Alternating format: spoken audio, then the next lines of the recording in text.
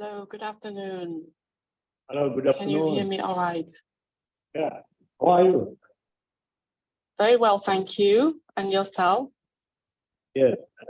Nice Shall to we? see a lot of people attending. Yeah. Shall we start our Hello, good webinar afternoon. today? Hello, good Can you hear afternoon. me all right? I'm still How are looking you? if my dean is in. Very well, thank you. And Yeah. yourself? Yes. Professor. Nice to shall see we- a lot of people you must be attending. in- Yeah. Shall we start our webinar today? Hello, I'm good afraid that the afternoon. audio is not so clear. How Still are looking you? if my dean is in. Very well, thank you. And yourself? Yes. Professor. Nice shall to we- see a lot of people you must be attending. Your voice is broken. Yeah. Shall we start our webinar today? Hello, I'm good afraid that the afternoon. audio is not so clear. Still looking if my dean is in. Very well, thank you. And yourself? Yes. Professor. Nice to see a lot of people attending. Your voice is broken. Yeah. Shall we start our webinar today? Hello, I'm good afraid that the afternoon. audio is not so clear. Still looking if my dean is in. Very well, thank you. And yourself? Webinar. Yes. Professor. Nice to see a lot of people attending. Your voice is broken. Yeah. Shall we start The our audio is not quite clear. webinar today? I'm afraid that the audio is not so clear. Still looking if my dean is in. Very well, thank you. And yourself? Webinar.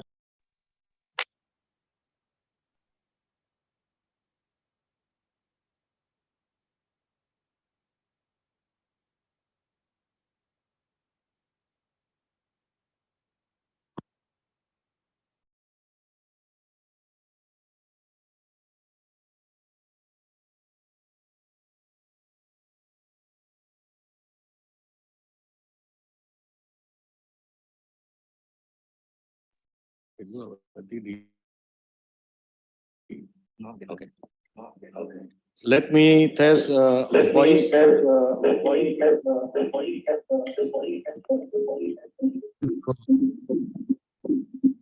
Yeah. Yang di ruangannya dimatikan saja dulu, Prof.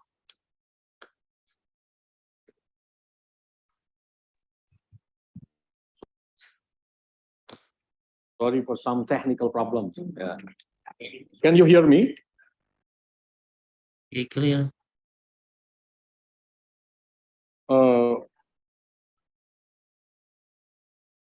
Professor Udomlock, can you hear me well? Yes, I can hear you now. Okay.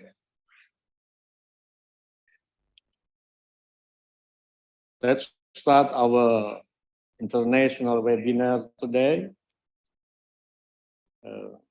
Good afternoon, everyone. My name is Usep Abdul Matin, Ph.D. I am a Vice Dean for Students, Alumni, and Collaborations of the Faculty of Adab and Humanities of the Syarif Hidayatullah State Islamic University in Jakarta, Indonesia. Welcome to you all, especially to our Assistant Professor Chantani Karunsari, Ph.D., the Deans of the Faculty of Sociology, Anthropology, of the, and I'm glad to have our panelists from the Faculty of Sociology and Anthropology of the Thammasat University, Dr. Udomlock Hoontakrul, Dr. Siriporn Srisinurai, and Assistant Professor Dr. Podjanok, Associate Professor Dr. Podjanok Kanjanajuntorn. Yeah. As well, our panelists of our Faculty of Adab and Humanities,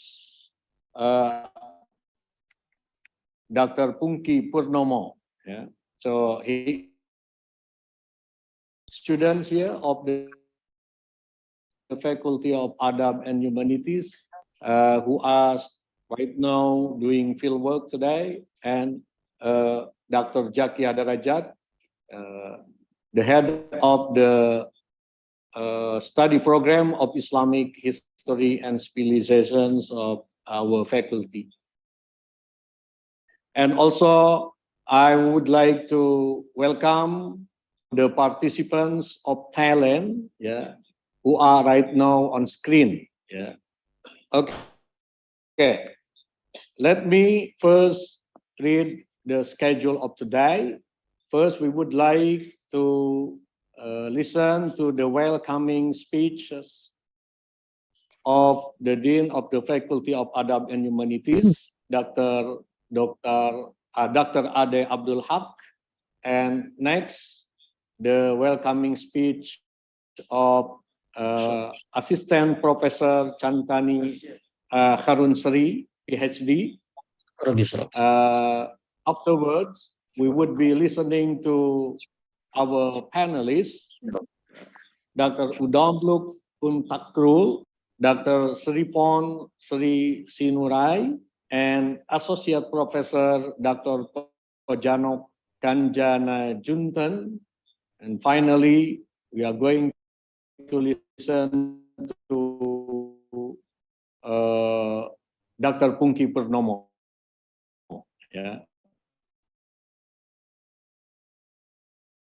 Assistant Professor Chantani Harunsari, Ph.D., to address her welcoming speech. The time is yours. Can you hear me clearly? Good afternoon. Good afternoon. Yeah, I'm delighted to welcoming you all to the webinar today, and I would like to begin by first thank you the undergraduate program on Islamic History and Civilization of the Faculty of Adab and Humanities of UIN Syarif Hidayatullah, Jakarta for holding this webinar. We take this occasion to launch our Memorandum of Agreement between the Faculty of Adab and Humanities, UIN, and the Faculty of Sociology and Anthropology at Thammasat. The MOA was a result of the 6 faculty members from the Faculty of Adab and Humanities visit to Thammasat University in April earlier this year. During the visit, the director of the Thammasat Museum of Anthropology, Dr. Udomlock Hoontakrul, one of today's panelists, had took Dr. Usep, the dean, the former dean, and other team members from Adab and Humanities to the museum. That was what led us to today's webinar, I guess. And the Faculty of Adab and Humanities has expressed interest in founding a university museum at UIN Syarif Hidayatullah. If I understand correctly, which the Thammasat Museum is willing to share our experience in establishing a university museum. Our museum was founded in 1988, houses around 7,000 objects, and have 2 laboratories for conservation and studying objects.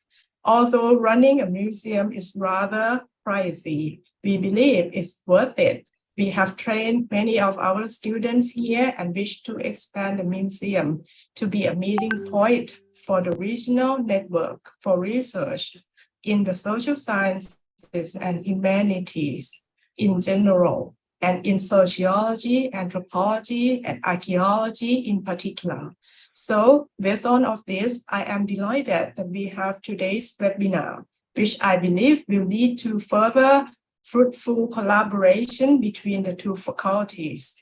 So thank you, the host again, the panelists, and all the participants again today. And I hope all of you will enjoy the information and discussion we will have today. Thank you very much.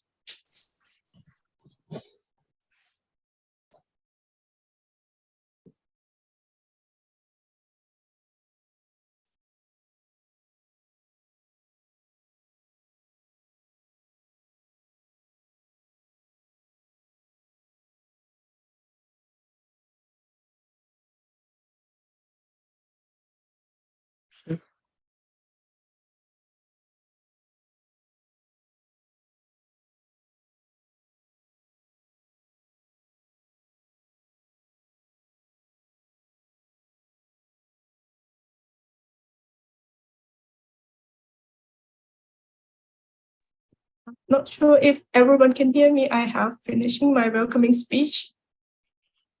Terus, Yeah. unmute.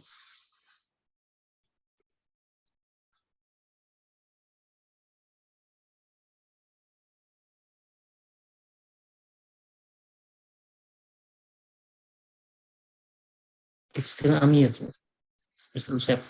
Okay, thank you very much, Professor Chantani, the Dean of the Faculty of Sociology and Anthropology at the Thammasat University in Thailand, for your excellent welcoming remark.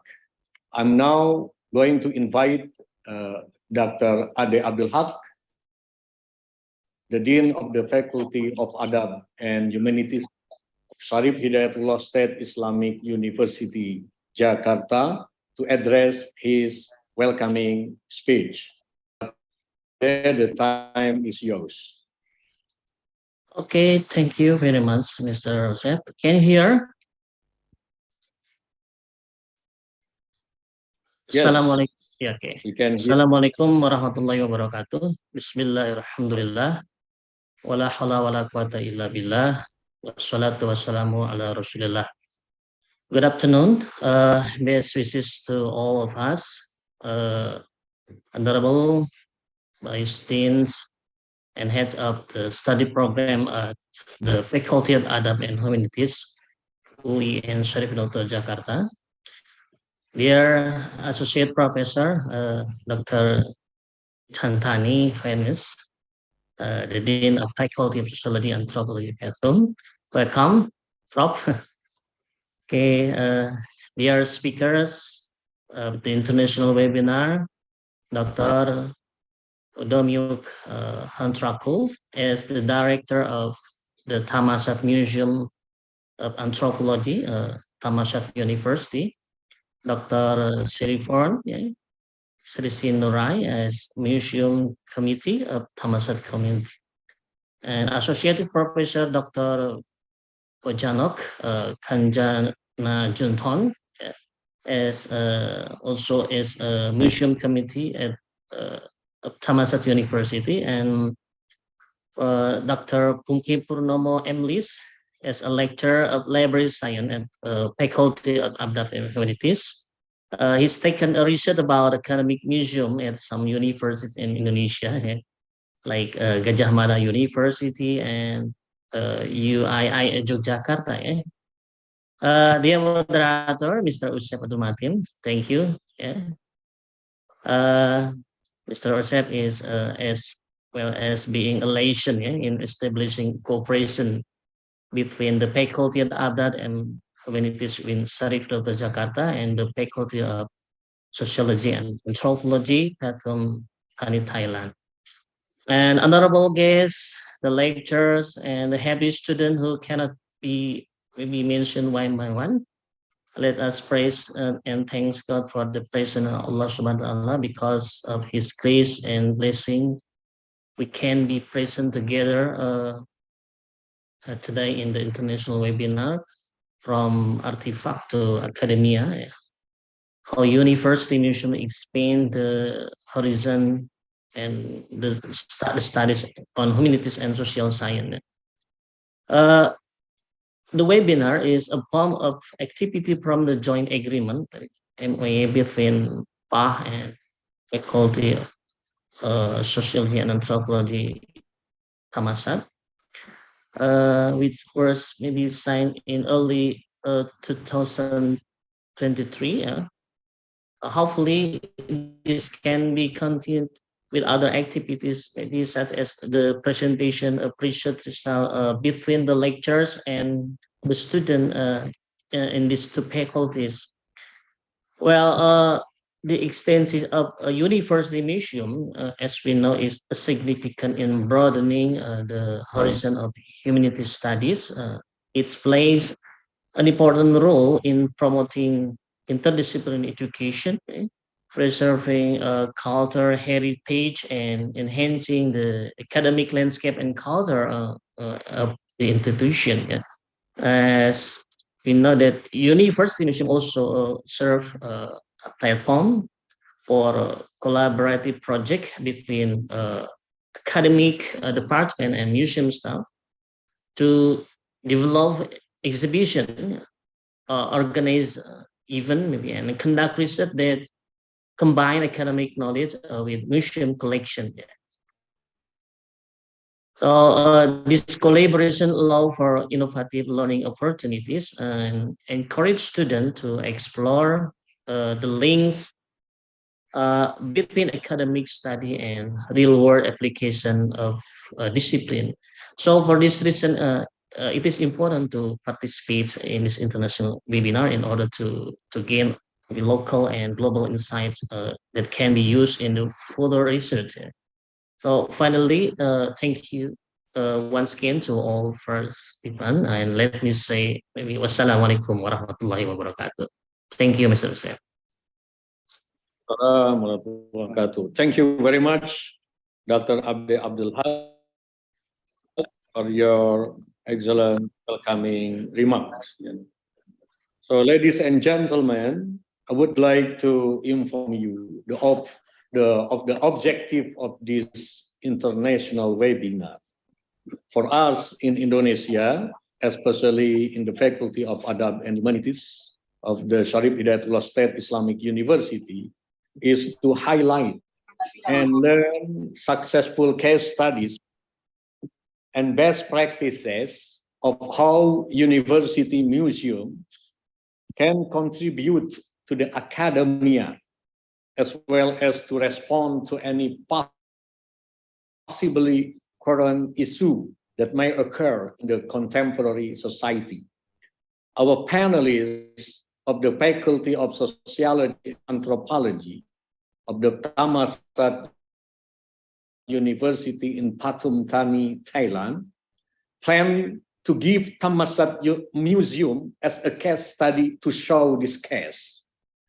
And meanwhile, our panelists, Dr. Pungki Purnomo of our faculty, try to address the object-based learning in the university museum in Indonesia. So he did his studies on some museums in some universities in Indonesia. So, okay. For the first speaker, I would like to invite Dr. Udomlock Hoontakrul, Director Museums of the Thammasat Faculty of Sociology and Anthropology. Dr. Udomlock, the time is yours. Thank you, Professor Usep. May I share my screen now? Okay. Yeah, please be my guest. Tolong di admin. Yeah.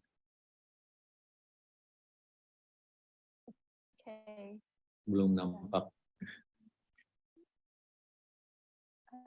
Can you see it well now? Not yet. Okay. Can you see my slide? Not yet? Not yet. Yeah. I already shared. Yes, we can see it Okay, clearly. I'll stop and share again. Okay, I try to share again.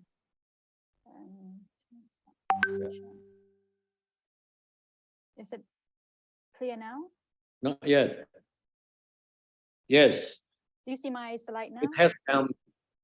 Yes. Okay. Okay, and to clarify, my voice is clear, right? Yes. Can you hear my Yes, voice? yes, yes, Okay. it's clear. It's good. It is clear. I'm afraid that it's a bit Clear. Thank you. Okay, hope it's not delay because of the signal. Okay, thank you everyone, and good afternoon everyone. And first of, is it clear? Okay. First of all, I would like to thank Professor Usep for inviting us to join this webinar. And when you give us the title of the webinar, From Artifacts to Academia, How Does a University Museum Expand the Horizons of Studies in Humanities and Social Science?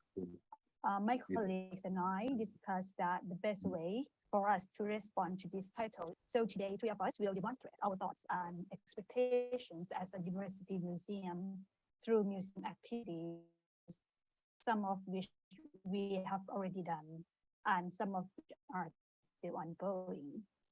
We will start with my presentation by giving you a brief introduction of the Thammasat Museum, and my presentation will demonstrate the museum applications as a part of the university networks. The next presentation will be by Dr. Siriporn Srisinurai, our museum committee, who will present her current research that is going to be developed into our temporary exhibition next year. Following the last presentation from the Thammasat Museum, Dr. Podjanok, who is our former director of the Thammasat Museum and also our current museum committee. She will present one of our important projects, the data management and digitization work in our museum. So let me start with my presentation. This is our museum motto, and I think it clearly states our perspective and sets up the framework of our work, seeing things, understanding people. That is, although on the one hand, some of our museum collections are research or archaeological or even scientific specimens. On the other hand, these collections should not be only an object of academic study, research, or discussion. They should be linked and connected to our contemporary society as well. So this is our Thammasat building, and let me give you a brief introduction about our Thammasat museums.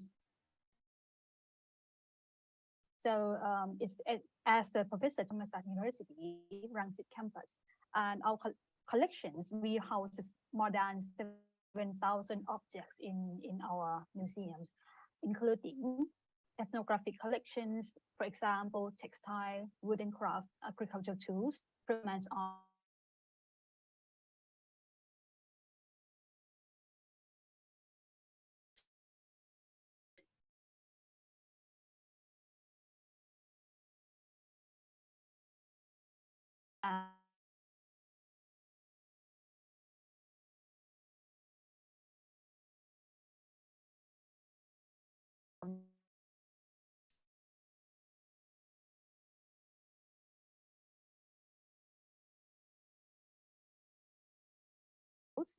statues, and also and for exhibition.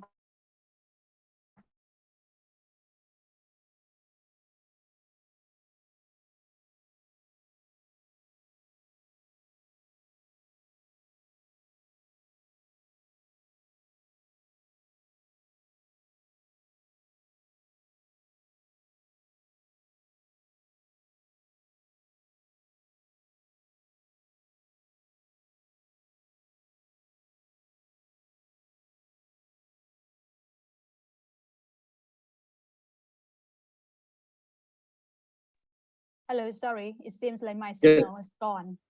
Yes. Can you hear me now? Yeah, sorry. I can.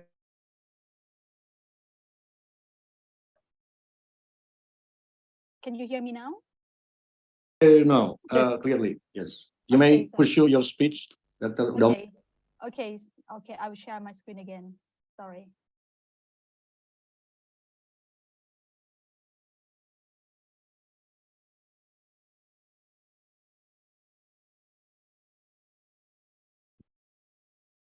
Okay. I'm not sure that when I okay, so let's continue. So in terms of acquisition, so our collections are from donations and from our faculty's members, research fieldwork or student fieldwork as well. So this picture can you can get the sense of how many objects, like what kind of object that we have. So it's so various things that we we host in our museum. For example, agriculture tools that we have these things shared in the Southeast Asia, or some of the basket, or this is a betel nuts set, and some of the contemporary objects and the ancient objects. Also, so now, in terms of our applications, so we generally we have four main. They are divided into four main parts. First is collection management. Second, public service. Third, research and publication, and lastly, exhibition. So today, my presentation will demonstrate these four parts for you to get this and how we work together, and then what we have done before. So let's start from my first part, collection management. So in terms of collection management, we have two main storage in our museums. So all of them are already registered and as inventory in our museum catalog. And also some of the collection work that have been done and then still ongoing is the data management and also the conservation work, which Dr. Podjanok will demonstrate more details in her presentation today. And in this two images show like generally we work with experts and students and also the local community to give us a consult or suggestion on the conservation work. On the left hand is a workshop regarding our inventory and also the data management that we offer the students for their workshop, and then they come to learn how to analyze and do the inventory and registration process for each object. And this is kind of a training skill for the student as well in the class. And on the right hand is a conservation work that we also work with the experts on wooden craft and also the students. And for the second obligation for the public service, it can be divided into three groups and network that we work with.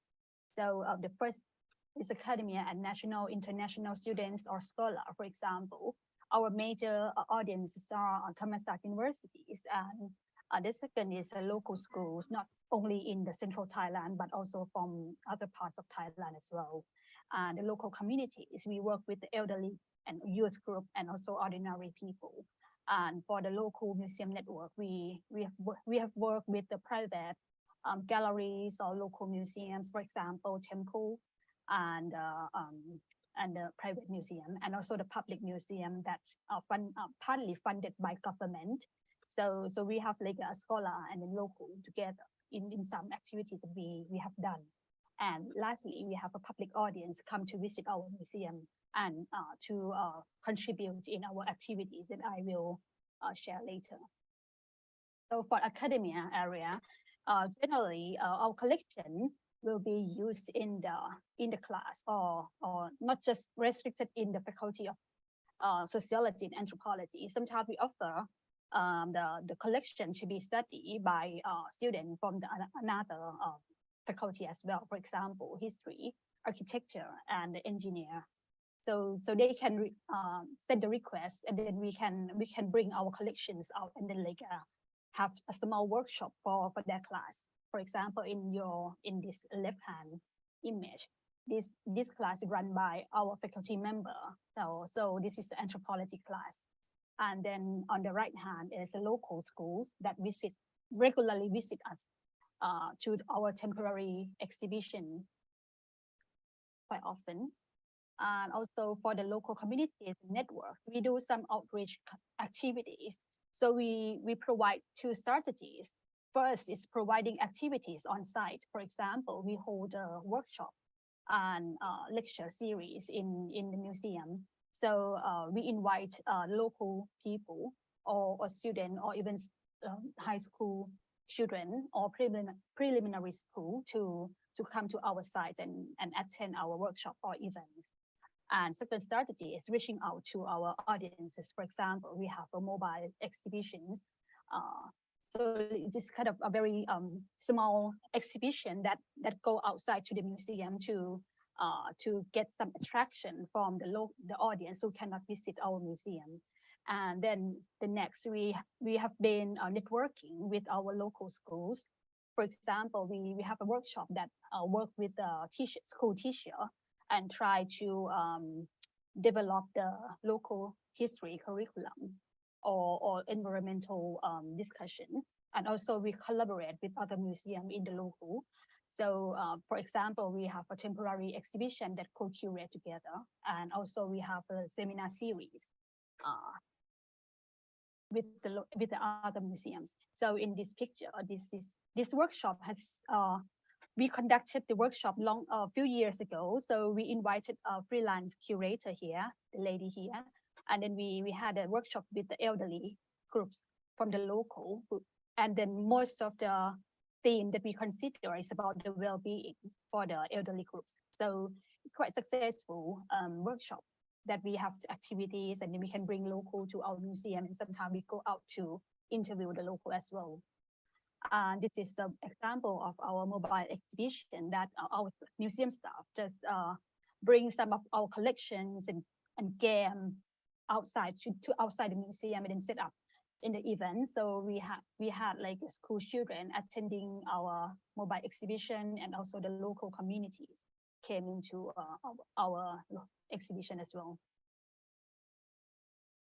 And here is collaborating with the local museum. So we are not just only setting up or curate our exhibition, but we offer the collaboration work with the other museums. So in this case, on your left-hand side, the two pictures is an event that we collaborate. We went to the local museum and the folk art museum. So it is a temple located in the temple, and mostly we run the small workshop, for example, the basic conservation, and we help them to create a text panel for the local museum for the temple. So yeah, in this workshop, we brought like our students and some of our staff to work with the temple and the monks in the temple museums. Or another example is a consulting with the local craftsmen. So this workshop is a conservation work that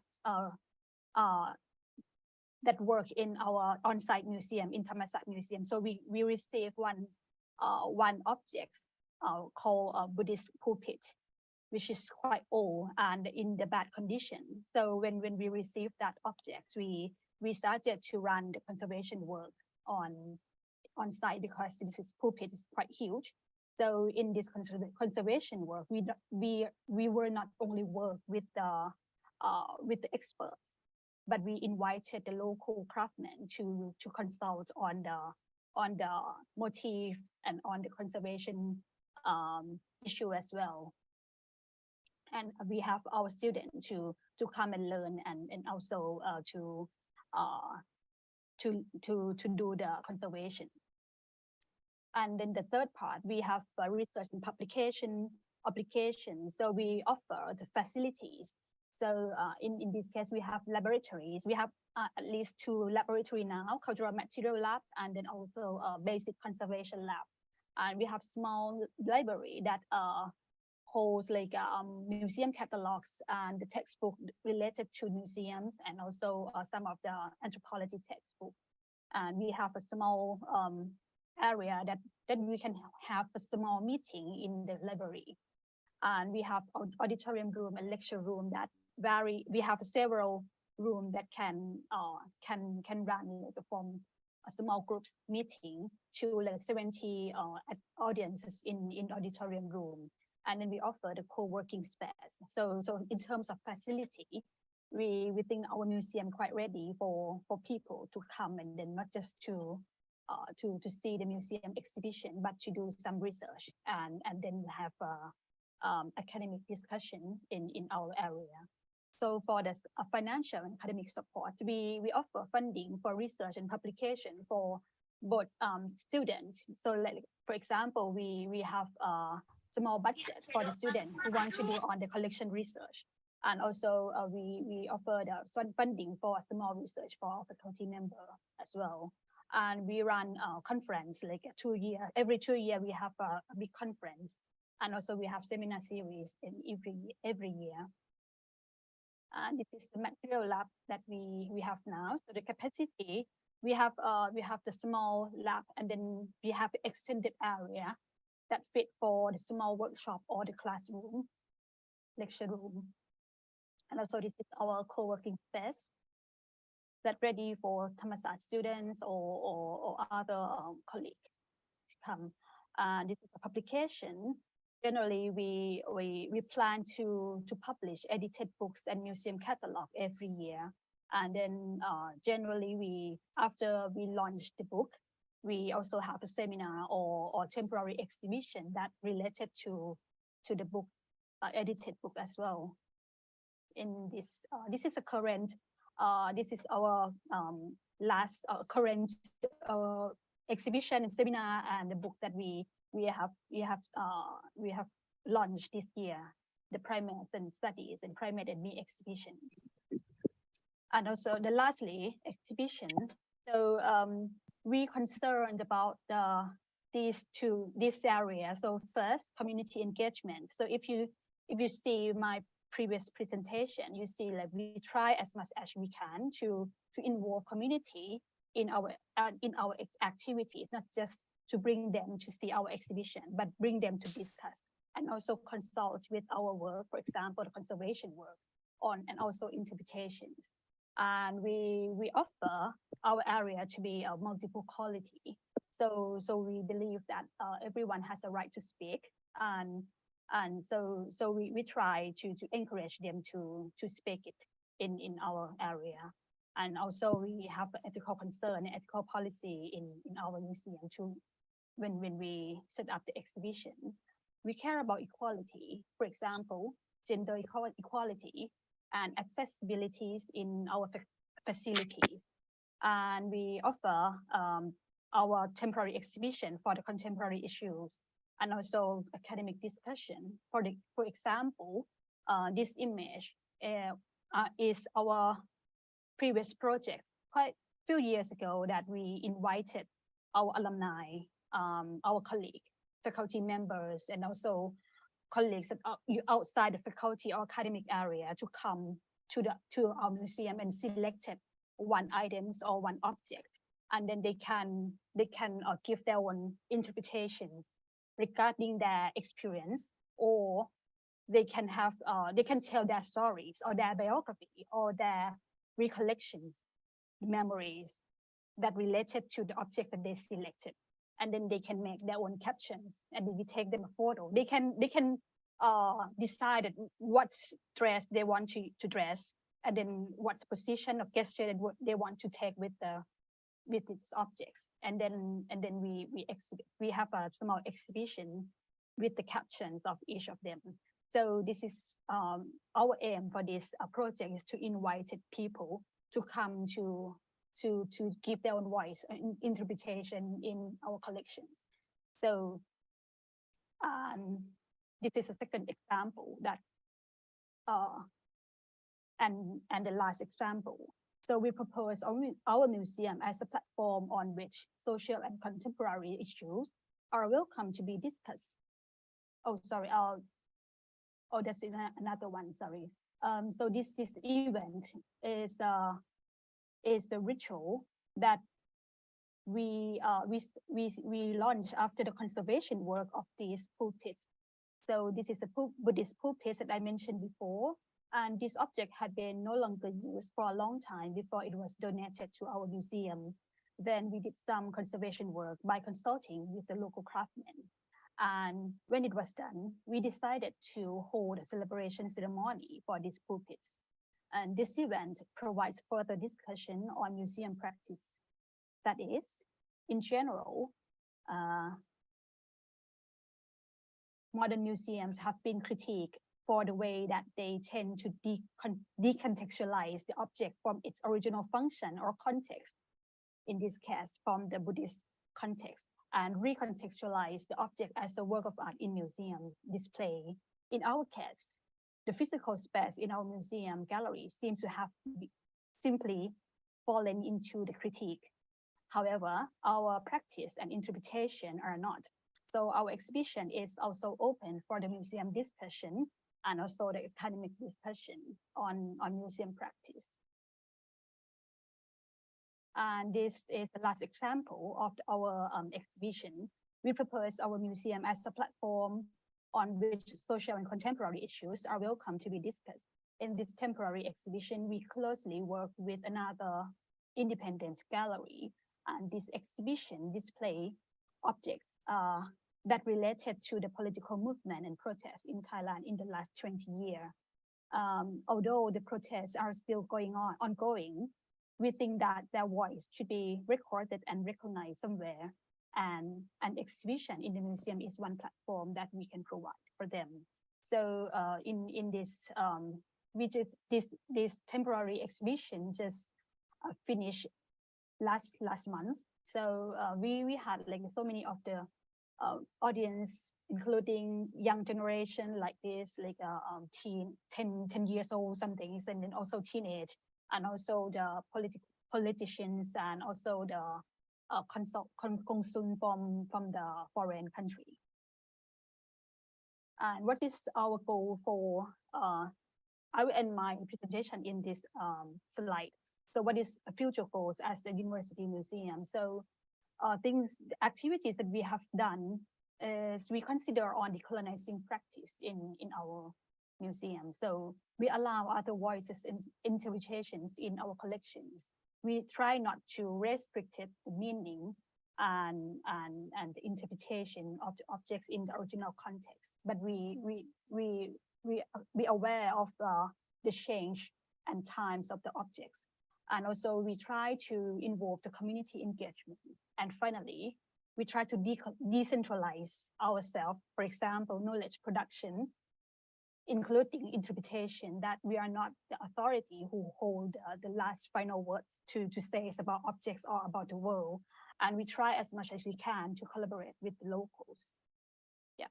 And what is the challenge of our museum? I think there's so many challenges, but the most important for us is the first thing is the limited financial support.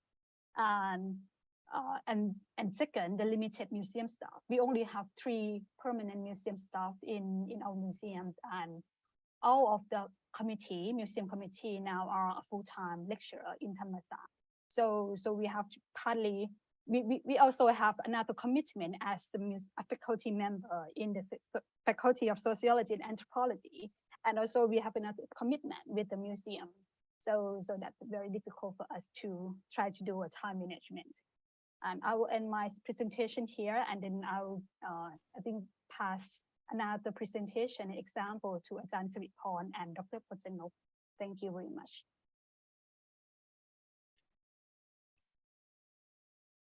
Thank you very much, Dr. Udomlock, for your excellent speech. And it is highly interesting to understand from your speech that museum has a great contribution to establishing museum as a place that provides knowledge as not fiction, as it engages community. So this is highly important and interesting. You have explained about the Thammasat University Museum of Anthropology that really engages with the community through exhibitions, lectures, workshops, and public programs. And then by this engagement, you also focus on leading the Thammasat University Museum of Anthropology to have progressive knowledge reproduction. Yeah, that is really wonderful. Yeah. So thank you very much for your wonderful speech, and big applause to you, Dr. Udomlock. Yeah. Next, would like to invite Dr. Siriporn Srisinurai, yeah, who also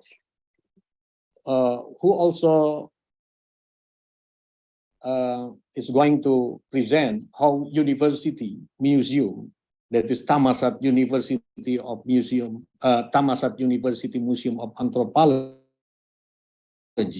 can contribute to the academia as well as to respond to any possibly current issue that may occur in the contemporary society.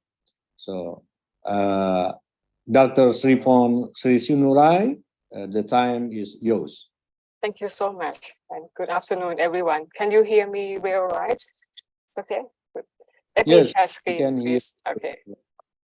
Few minutes for me to share my screen. Today, I will present you in the more very little scale about and temporary exhibitions that our team at Thammasat Universities and Thammasat Museum of Anthropology try to setting up a temporary exhibitions next year. Let me share full screen. Few minutes. It's okay, right? Yeah, can you see my screen, right? Okay, thank you so much. Now I can to reduce the audience. Okay.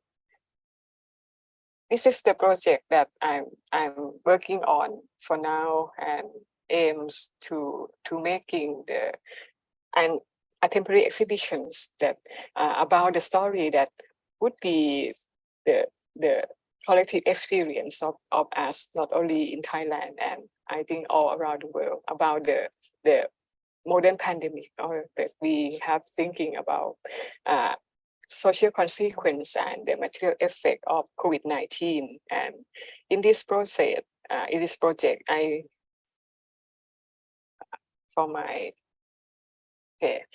what I will tell you today is it should be separated into 5 topics.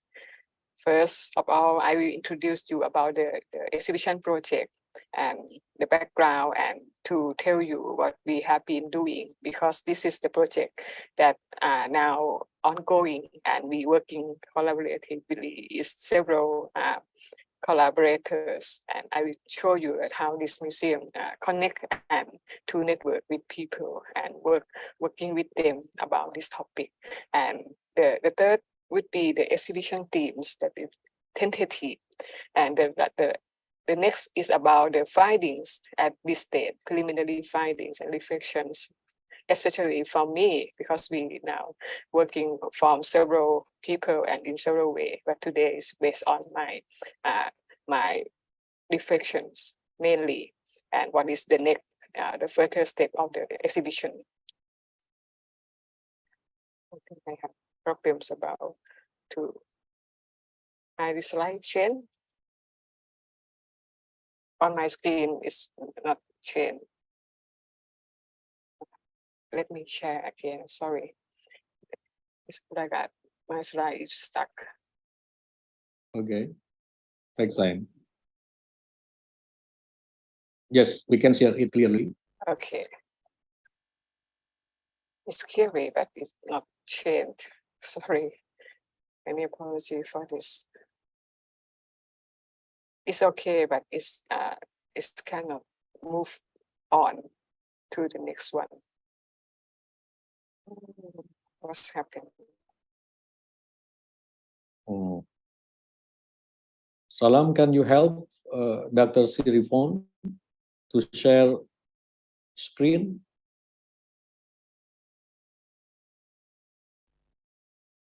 Sorry. Okay, let me try again. Okay, you may try it again.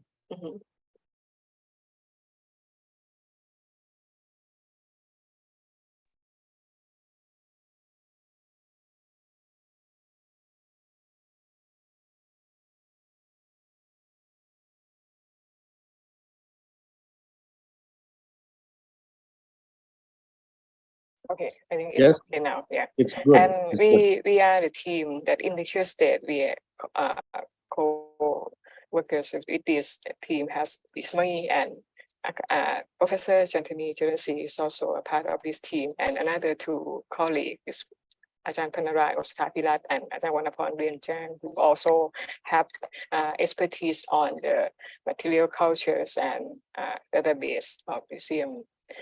For at the beginning of my work, my framework and perspectives is also shared with, I think, several of you all that in the contemporary time, we very concerned with the socials and the social museum. Especially my background is also by training is sociologist. So I'm very concerned with the roles of museums in the contemporary societies, and also concerned as well as the concern of museologists or social museologists that would be have main highlight with the social inclusion and engagement of people. And when we work with these exhibitions, I'm seeing and working on museum exhibitions as a kind of platform, as well as an exhibition experiment and in the beginning of process. And this is our journey, and I will tell you what have been doing and happening. Our purpose on these exhibitions is aims to collect and exhibit social memory and experience of people on the COVID-19 pandemic. This also have long-term, more than we expect, not only 1 year, but 2 or 3 years. And even today, they also have the social consequence and material effect of COVID-19 in our everyday lives, especially of the ordinary people. And another purpose we aims to creating the learning space and inclusive platform for various group of people, especially our students, and try let them to go to museum and to have any kind of activities that they would like to. And the third purpose is about the networking and the building collaboration through the exhibition and curatorial process. That would be the main content that I will tell you today. The location you already have seen. I will pass this forward very quickly. We will exhibit at Thammasat University next year. You also have seen from the slide of our directors. This is our team. There's a big team, not only 4 or 5 of us today. We also have several support from our colleagues and our museum staff in our faculties. So it's quite a big team. And this is the entrance of the museums to the main hall that you will see that Ajahn Udomlock already says. This is the main hall that we also have exhibition, temporary exhibition several times, and now is also in the process of to setting up the permanent exhibition. And this I will show you briefly about the area that we have. And this is the main hall that we have been exhibit the photo exhibitions about the rice field, the rice cultures, and the rituals to worship the goddess of rice. And our exhibitions, our temporary exhibition about COVID-19, we're setting up in the two small rooms on below. This is the area that we want to exhibit the exhibitions about Tung Rangsit or the Rangsit field, where is the locations of our universities, and recently about the evidence of resistance that you have seen, and also related to the young generation, especially some of them are our students. An object that we show not only about the movement for democracy, but also related to another kinds of movement that go together about the queer and non-binary, about the environmental issue, about the environmental justice. And what we have been doing about the exhibitions about COVID-19. First of all, we have setting up research on the same topics, but we getting started with the documentary research first, and to develop more depth questions and more advanced research in the futures. But at the beginning, after we making documentary research and literature review. We also have seen books, many research, both in Thai and in English, about the COVID-19, and this is also have very important temporary exhibitions. And we also collect the basic data about timelines, several kinds of timelines, not only in the local scale, but also in the global scale of pandemic. And we have our students who are the teams, several of them have to make this, to collect and to make these data visualize as the infographic for us, timelines and a kind of, this is, we should say, we can say this is an database, little database that designed by Ajahn Wanaporn Rianjang, who have been working on this area for a long while. So she designed this database, and making the database is easily to use by students or ordinary people. We use just only Google Form and Google Sheet, but aims to register objects that we found, we collect, and in the future we will use in our exhibition, and to make this data systemized. And I think it's really useful, especially we work with the big team, so we can share this database and data to each artist and to work more depth about the story of exhibitions. And one of our researchers focus on it's called the pharmacy, or the drug shop, drug store, that she also at her home, she also working in the pharmacy shop. So she collecting data about the story that people come to the drug store to buy things that they need, or this is to really shortage at that time.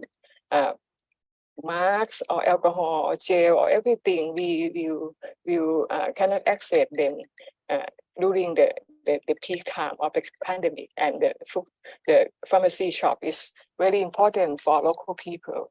And she setting up the scene. That is would be one of the main part of our exhibitions. In each object that you can click and you can see the story in many aspects. And these are examples of infographic that she made for us. It's about the marks and about you can see in the graph, you can see that during the time of peak pandemic, the price is higher than in the normal time, 400%.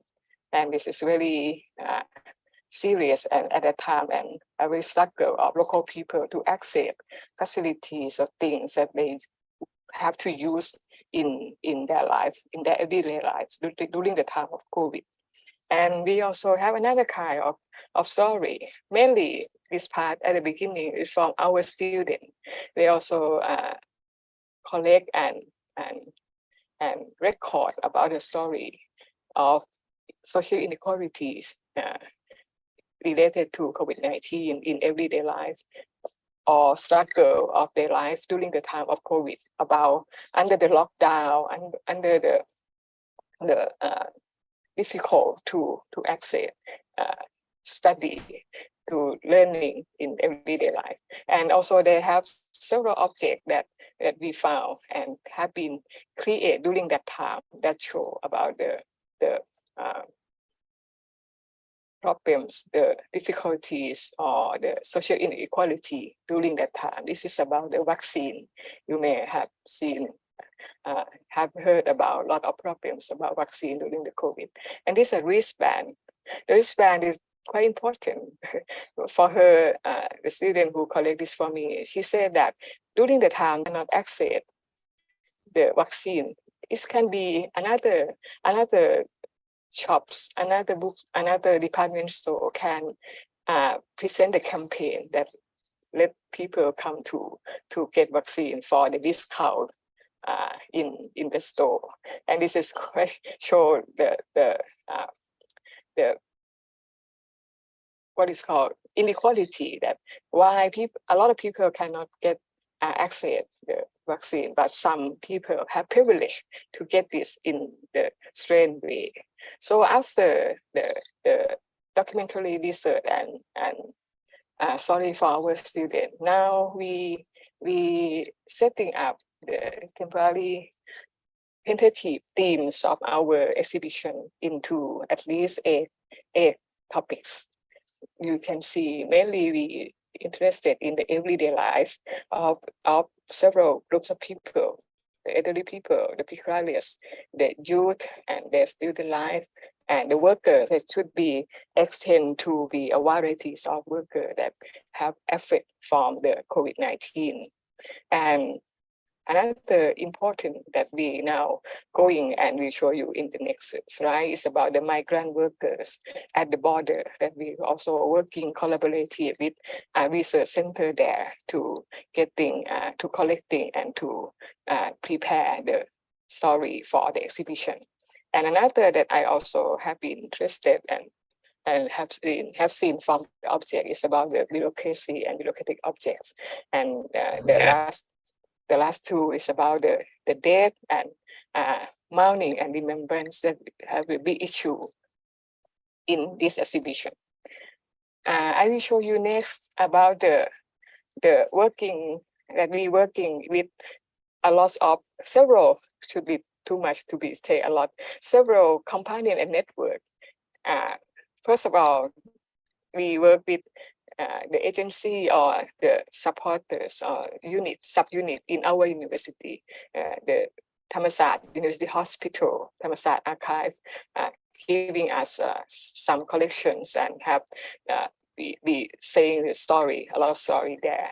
And the next research center that I work with now is known the first as the day that we signed up for Social Monday. Innovation Research Center in Chiang Mai at the Universities that also working closely with the Center for Migrant Worker to help the migrant worker during the time of COVID, because they very struggle and have cannot access to a lot of support or facility during that time. Another organization is one of the foundation in Chiang Mai.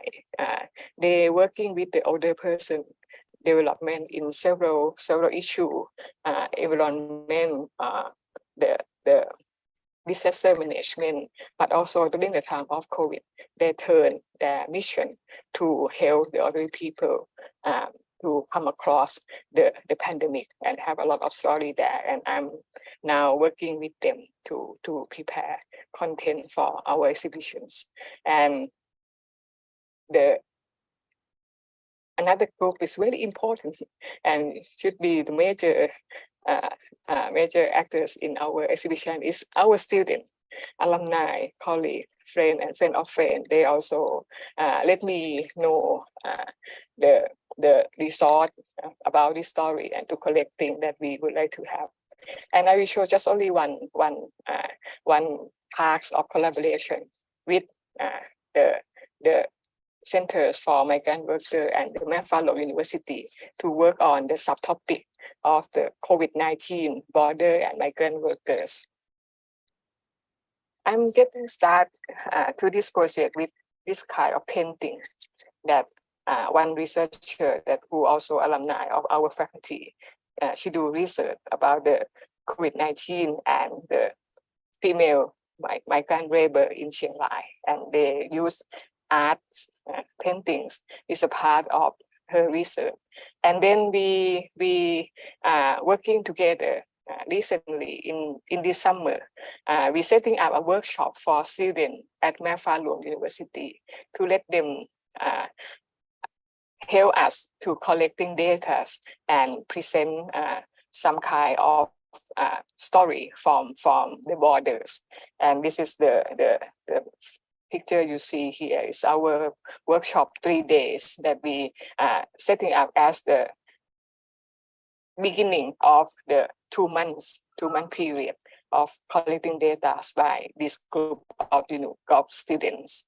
And we have several sections, not only with in the seminar room about theory, about concept idea. We also going outside to another local museum in Chiang Rai that a good friend of us, he worked on payable museum and quite have experience to produce the media in the small scale for students, for local museum, and for us to letting how to use this kind. You see in the photo is the hologram, but this is doing it yourself. A small kit that we can work ourselves to present story or object in the 3-dimensional way, and quite interesting. And how they use this. This is the process that we train this group of students. And then they help us to collecting data about the migrant workers from the migrant workers and migrant community in Chiang Rai. So they have a lot of things. And yes, we let them please register it into our database. And this is the outcome that they aims to do, but now it's ongoing. After they have been training by our colleagues, some tell them about the object biography, some introduce them about the concept of mobilities and migrations. So they would like to make this outcome as a booklet after 2 months of the working process. One is about they would like to address the role of the Center for Migrant Workers during the time of COVID. Another one would like to mapping things, objects, and people that come around the area. It's quite interesting, but I'm not yet to see the final output. But this is the topic that they tell me recently that they would like to come up. And the last one is also very interesting. That this group of students would like to address the uniform as we could say. She said that the topic is a uniform, the suit of responsibilities. What is the meaning of several kinds of uniform that local volunteers like to make? To use in the local context, they have meanings not only with local community, but also meaning to the government officer as well.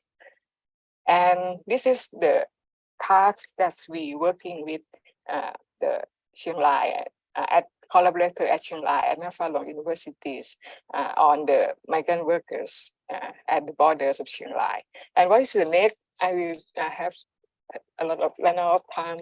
I will shortly to tell you about what we're going on in the future. Yes, we also networking and working collaborator with several companions and network that we have already contact. And another part, the big part, it would be called the artifact and story from the public. This is the next step, the important step that we will going to in the near futures. And about the research, after documentary research, now we will working further on in-depth to the qualitative research and ethnographic research. But another part, we also zoom out to the big pictures of spatial analysis of things that we found during one and a half year that we working on this project. And last but not least, exhibition design will come soon to thinking how to present or how to design experience from the data, the things that we already have been collect, how to present this to visitor, and we have to see thinkings about the exhibition or exhibition space, not only at the text or things, but also as a sensory time space that you may have heard that we also important for contemporary society and contemporary museum work. And lastly, I would to conclude what is the finding at this stage and reflection from me after working with the exhibition. At the first, you may remember, I said that we see exhibitions as a platform as well as an exhibition experiment. But after we working for now, we also have seen exhibition itself as a research method as well. Not only we research and to present at the exhibition, seeing exhibition as the media of knowledge, the exhibition itself, its process can be a research method. It can help us to collect voices, story, memory from ordinary people that we can see this story is different from the narrative of outbreak that we have heard from the center, from the government, from the media, mainstream media. They have so many stories that have not been telling and have not been visualized to the public. And another aspect that important is about capacity building. After we work together, it's just not just only we know things or we are experts about this area, no, but we are also learners, and the exhibition process or the collaborative field that we working together is also the place that for capacity building for us, for collaborator, for students, not only our students at Thammasat University, at we working with FAH University, we also have seen what is called energies and the positive thinking, positive, enthusiastic in the kind of work and of museum. And this is very, very hopeful and very, very good aspect that we learn from this exhibition. And I would like to end, yes, the last slide, right? You connect back to our webinar title. I quite agree with this, and this is the way that we would like to act and would like to do, such as I tell you about this example of our little exhibition. But I would like to address another aspect, not only as the fact to academia, but we have to address explicitly about the society and people, and because of we connect to society, it is quite more possibility for university museum to expand the horizon of the study, because sometimes when museum or university detached or far away from society, the horizons of the knowledge will be narrow as well. This is what we try to do, and let me stop the share, and thank you so much for your attention. Thank you very much, Dr. Siriporn Let me stop slide. Thank you so much. Right? Yeah, for your excellent speech. Yeah. So this is highly interesting to understand that as Dr. Siriporn Srisinurai was saying, that museum is a media, is the media of knowledge, which means that museum is not only the past, but it should be social. Museum should be a place where voices, stories, memories of the ordinary people should be engaged, should be experienced by others. And this is, I think, one of the points of the museum that contributes to the contemporary issue, especially when we were in the pandemic COVID-19 time. Yeah, it is very interesting. Yeah, the voices of people were collected in this museum in terms of the artifacts, the meanings, the social meanings of people. Yeah, it's highly important. Yeah, so I think the current social issues have to be engaged by the media of museum as the media of knowledge. Yeah, and this is wonderful. Yeah, and museum also as a sensory time space. Yeah, so sensory time space, that the term that Dr. Siriporn Srisinurai used. Okay, so thank you very much, and let's give a big applause to Dr. Siriporn Srisinurai. Yeah, okay. Thank you so much. Thank you so much. Yeah. Thank you so much, Dr. Siriporn. So let me invite the third speaker, that is Associate Professor Dr. Podjanok Kanjanajuntorn, yeah, who will also explain to us about how the academia can obtain many advantages from the Thammasat University Museum of Anthropology and respond to any recent problem they may happen in the present day society. Yeah. Associate Professor Dr. Podjanok Kanjanajuntorn, the time is yours. Thank you very much. And I'd like to say that I'm honored to be part of this webinar.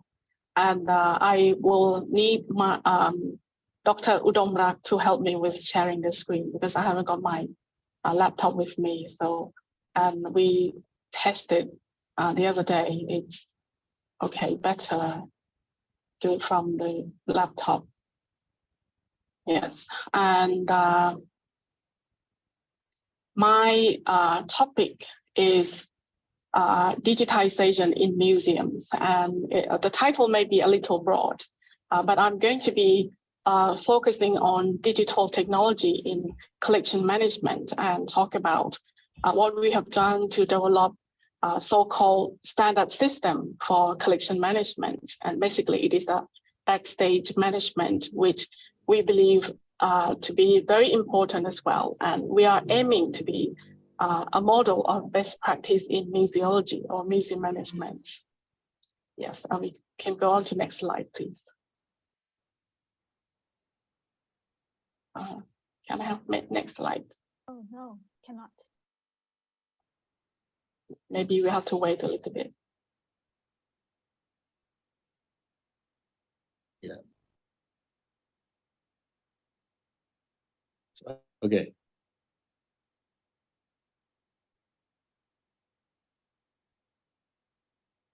Okay, and museum responsibilities, it is not all about exhibiting beautiful objects or telling exciting stories, inspiring people, but we have responsibilities such as preserve collections. We have to do the collection care, and we have to serve public, and we have to create environment for learning, and we have to facilitate teaching and research, and also engage with community, and also sharing knowledge. And the picture that I showed is with the training of the conservation of one of our central pieces in the museum. Next slide, please.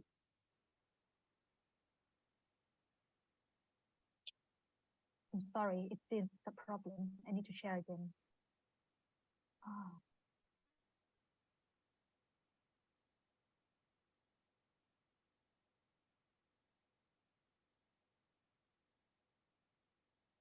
I think Zoom this day is the problem.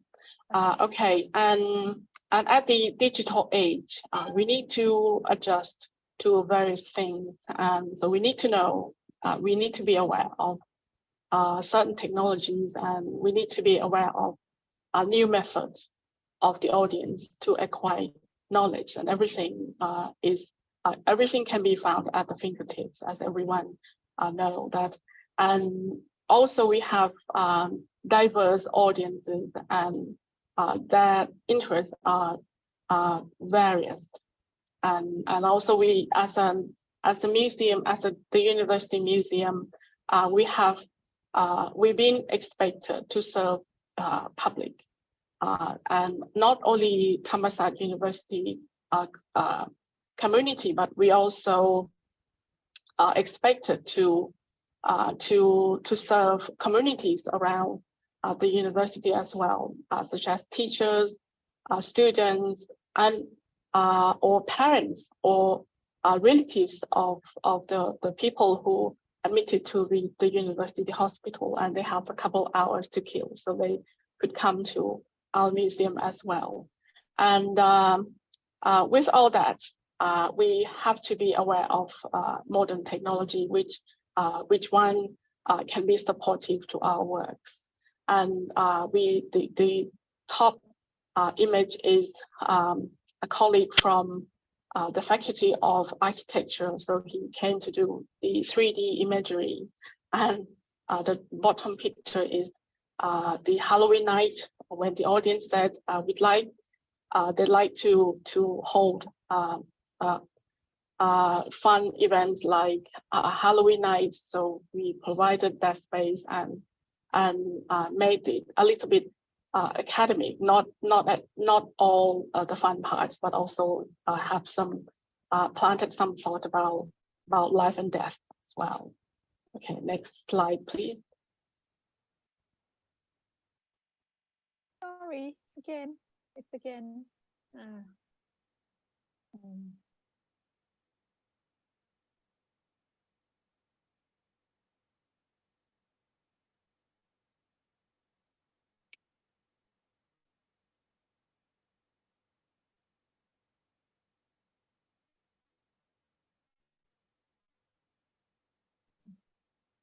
Okay, the fourth one. The fourth one, yes, thank you. Maybe And it might be better to do this way. Sorry, just not show the full screen. Sorry. If you could reduce it, yeah. Is it okay? We'll have to ask the. Should we do it this way? Okay. Yeah. And right. And if you could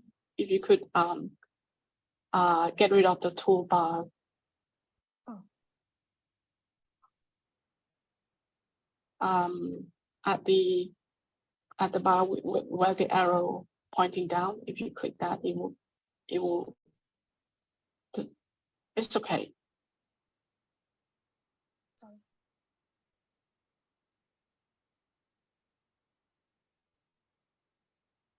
Now, am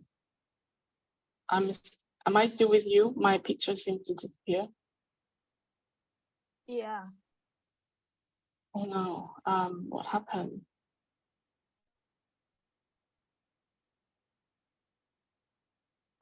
Okay, I don't know what's happening. Anyway, okay.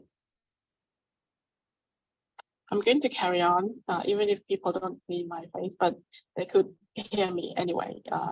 I may come back later. And this is the photograph of the colleague doing the 3D imagery, and it was one of the modern technologies we explored. This was a test shot that he did, and it looked exciting, and at least it can attract people's attention. However, 3D imagery can do a lot more than that, and it has great potential in conservation and education, since the cost has come down significantly. However, we have to be selective and use technology wisely and understand how and where to use them effectively. Next slide, please. And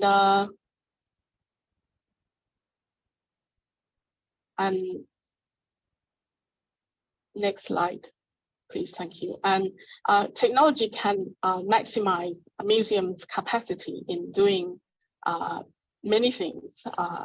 For example, collection management, doing research, and doing exhibition, and also supporting teaching and training programs, and forming best practice, as we are trying to do. So one of the things that we have to sort out is the collection database if we aim to be best practice in museology. So we already had a software program, but we needed a database which we could do data analysis. And next slide, please. It actually started from, we wanted to update our website, and I was suggested to talk to someone from the National Science and Technology Development Agency. I thought it was great because they may give us a good price for that. Then I happened to meet with someone who later became the director of Science and Technology Knowledge Services Division, Kun Bullard Arun Pibun, and we discussed about museum website and so on. And then he asked me if I knew anything about standard system for museum, and of course I didn't know anything about it, but eventually became interested in it. And then he suggested to me to think in terms of the database for managing everything for the museum, not only the object management, but to cover every function of the museum. And so I did come up with models as shown on the slide. This is perhaps the idealized database, but we started from the collection management with the cataloging. Next slide, please. And so this is how we started. We have explored standard systems used by other museums. So, so we looked at the website. We couldn't get into their database system, but this is a database that they showed on their website of the British Museum and the Penn Museum. And we have to know what we need for our collection as well. And then we have to make comparison between the system that other museums have used and selected the one which is suited Thammasat Museum, and also look for a partner because it's a big job. We cannot do it all ourselves. It's not only about the software program, but we have to do something with the structure of the program. Next slide, please. And we had various meetings with museum people, inviting them to come and go to talk to them. And we wanted to see a good model. So we visited a world-class museum like the National Palace Museum in Taiwan. We visited their northern branch and also the southern branch. And we actually see their database system and their backstage management. It was a great experience, and we learned a lot from that impressive management. Then we came back, and everyone had agreed that yes, we got to do it. And then I was told that good luck to you, and we will all get back to our busy job and see you later. And so, but I wouldn't give it up that easily. So thanks to the faculty, the current dean, the previous dean, and all museum directors who allow me to pursue this project. And Kun Bullard Arun Pibun, the gentleman on the top left photograph, who is wearing glasses, and he was the one who's been a very resourceful consultant all the way through, and he was tirelessly answered my naive and probably ignorant questions about standard system. And we also been very grateful to have Siriporn, the lady on the top left picture as well, sitting in front of the white screen. She was and she still is a project researcher who is very knowledgeable about museum objects and put great energy into this project, and this project couldn't happen without them. And next slide, please. And museum is one of the 3 places that require database, which with a standard system. Are you familiar with searching library catalog? And most of them have, most libraries have a standard system so that our search is effective.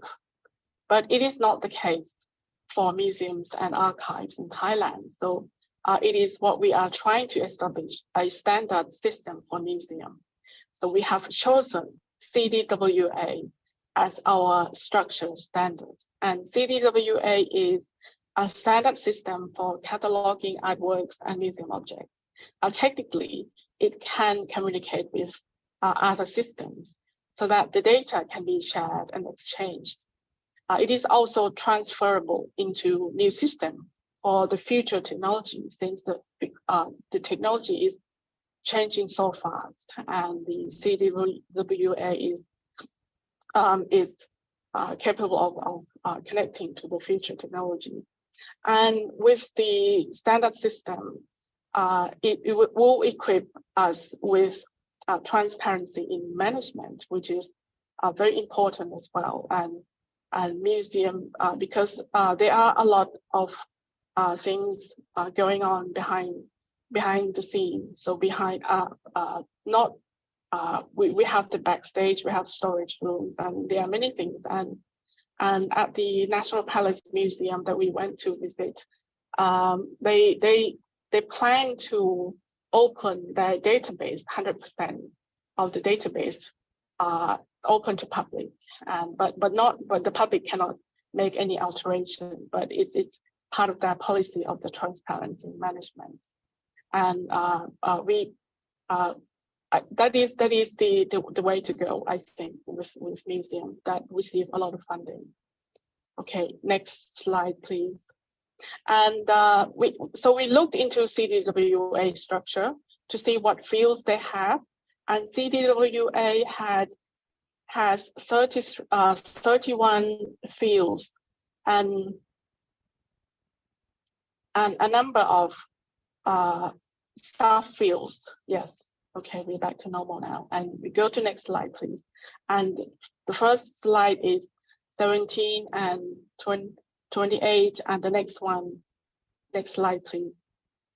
Okay, these are all fields and subfields of CDWA. Okay, and next, please.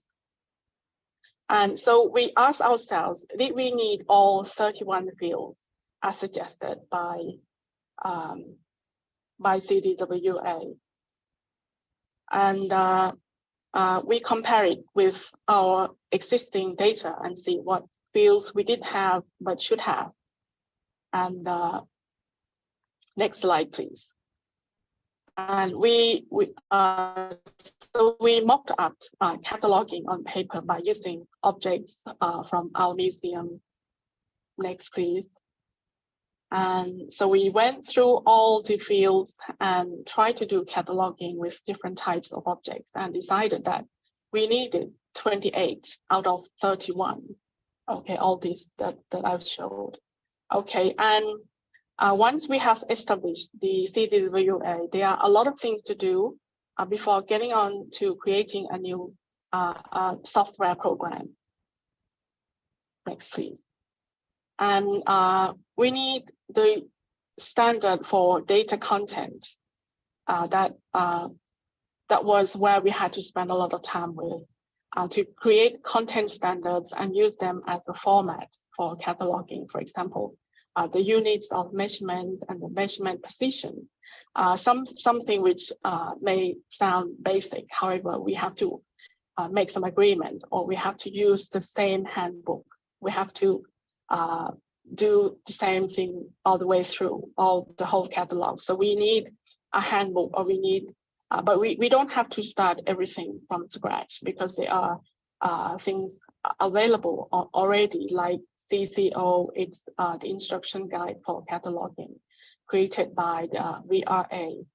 So, but we have to do it in Thai and put the Thai content into it. And next, please. And then we needed the standard for data value, and we had to create control vocabularies relating to museum objects, like museum object types, places names, standard terminologies, historical periods, and building up taxonomy, lexicon, glossary, by consulting dictionaries and publications and provide references. And one of the things that we mustn't do is to coin a new term ourselves. If a situation has arrived that we have to come up with some terminology, we would have to make it clear that it is the pro tem. There might be a more appropriate term in the future.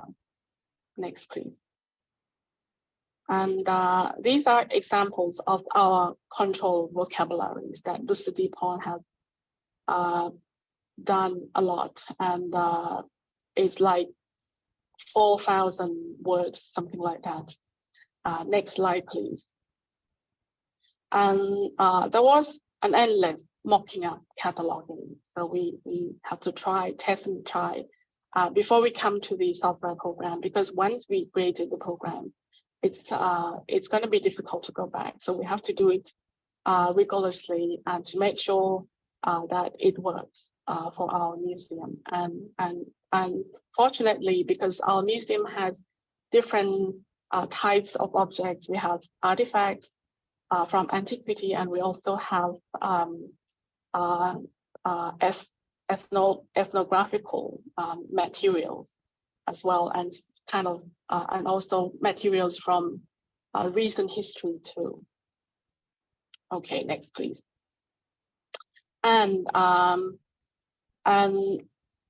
here we are, the software created by the Science and Technology Knowledge Services Division. And okay, and this is how the database looked like. So I'm afraid that I couldn't get into the system, because otherwise there will be maybe a technical problem. So I use the screen capture to show you. And this is how the database looked like.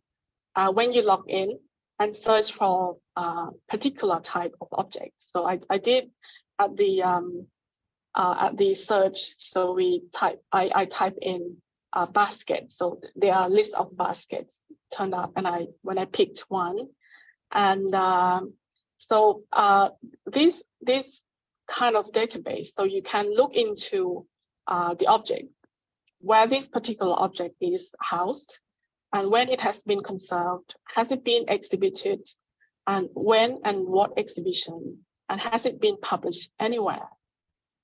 Okay, next please. And okay, and this is the summary page. Next please. Okay, again, next please. Yeah. Okay, next please. Okay, and this is just the beginning. We have the program, and we have to do cataloging before we could analyze such data.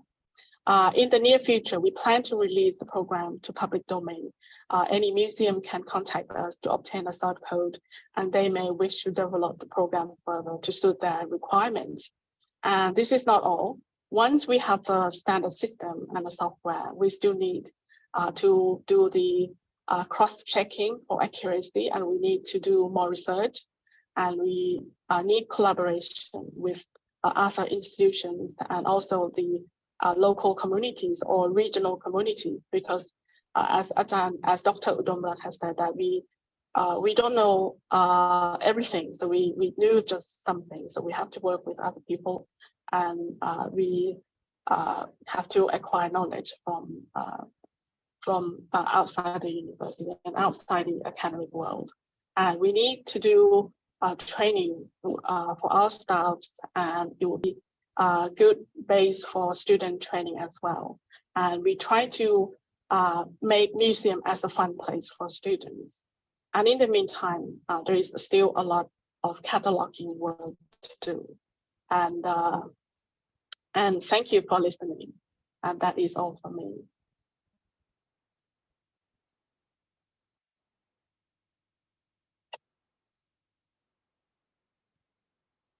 Okay. Thank you very much, Associate Professor. My pleasure. Okay. It is my pleasure. Thank you very much. Okay. Thank you very much, Associate Professor Podjanok Kanjanajuntorn, for your excellent speech of the fact that museum has a great role not only in preserving, not only in preserving and showcasing Thammasat University's rich history and cultural heritage, but also creating and facilitating educational experiences for students, faculty, and the wider community by digitization. Yeah, so this is very important. And then this role is strengthened by uh, actions such as collaborating with others, building networks, training staff and students, yeah, especially by cross-check for accuracy and, I think, research commitment. That is wonderful speech of our Associate Professor Podjanok Kanjanajuntorn. Yeah, please give applause to Professor Podjanok. Yeah, thank you very much. So you are most welcome. We have learned about knowledge reproductions, engagement from Dr. Udomlock, and then the role of a museum as a media of knowledge from Dr. Siriporn Srisinurai, and about the role of museum not only as preserving, serving, but also creating, but also serving and creating and facilitating academia and the wider community, yeah, with information in terms of digitizations. Yeah. Now let's us go to Dr. Pungki Purnomo, who has visited and studied some museums in some universities in Indonesia. Dr. Pungki Purnomo, the time is yours.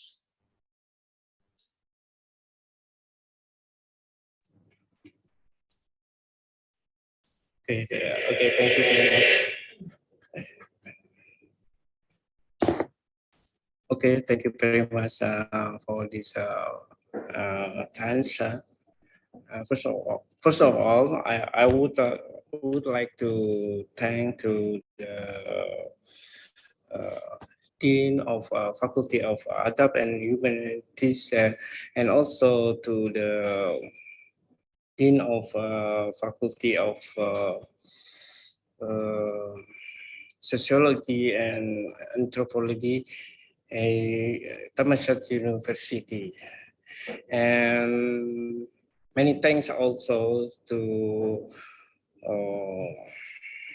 Deputy Dean of Faculty of Adab and Humanities, and also to the head of Department of History and Islamic Civilization, who organized this valuable academic meeting. Hopefully, this meeting is will take many advantages. Okay. Okay. No. Let's see.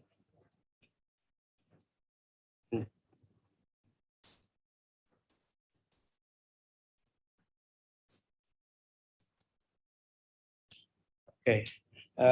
My presentation title is Object-Based Learning in University Museum in Indonesia.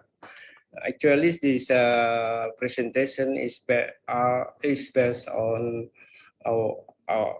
my and our college research in several university museum in Indonesia, like such as Anthropology Museum of University Gajah Mada and University Museum of University Islam Indonesia and University Pendidikan Indonesia and the others. Okay. These are the agendas of my presentation. Is the first introduction. In introduction, I will discuss briefly about university and university museum in Indonesia and the practice of object-based learning in some university in Indonesia, university museum in Indonesia. The second is we will discuss the reason of why university museum is important, and the third we'll discuss about institutional problem faced by most of university museum in Indonesia, and fourth about the discussion about the common practice of object-based learning in Indonesia university.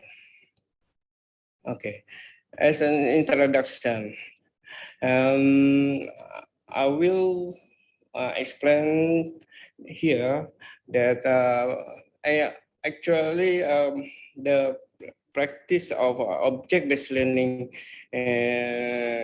in most university museum in Indonesia is not different with what conducted by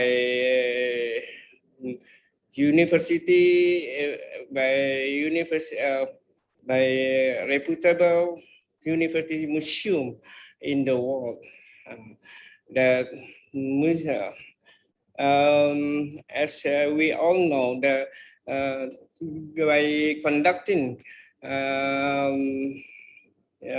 object-based learning in museum,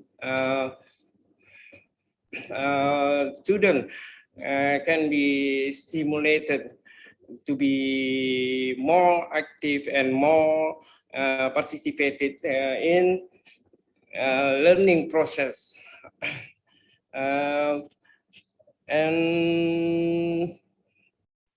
And then about the role of a university museum, actually is not different with the role of a library, academic library. That university museum also have role in supporting of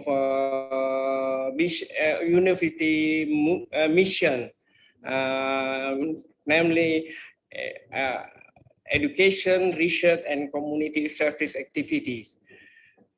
And the last one of my introduction is that museum university is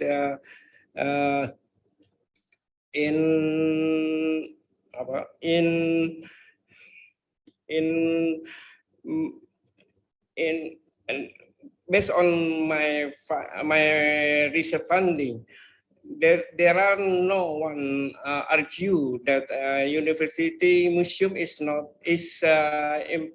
important, but unfortunately there are still many of campus community don't care about its establishment of of University Museum.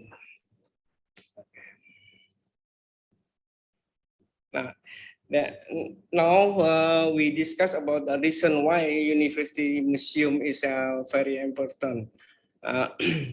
At least there are four aspects, factor why University Museum is are important.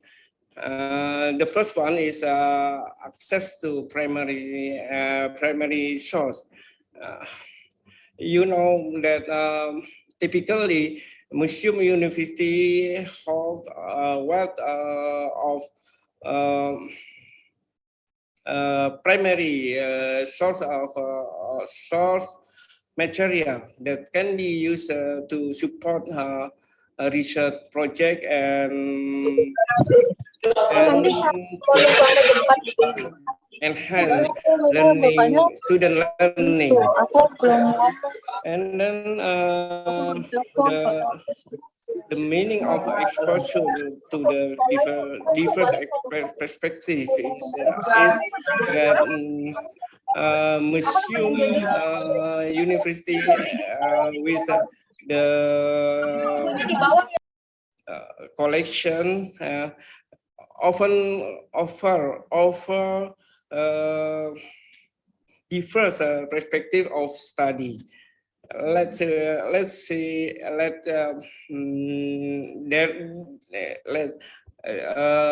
For example, the one collection we can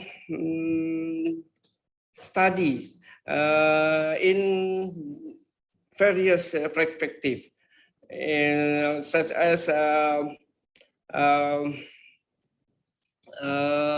in religious perspective or artistic perspective, cultural perspective, and the others.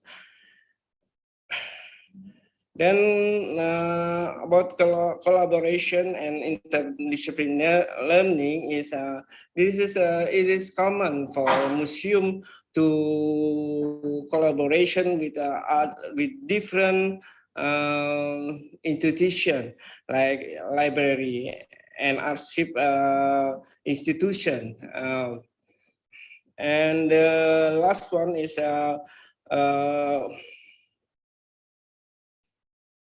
community engagement. The community engagement is very important. Museum cannot work alone. Museum university must be work with the community, to and this community must be involved to make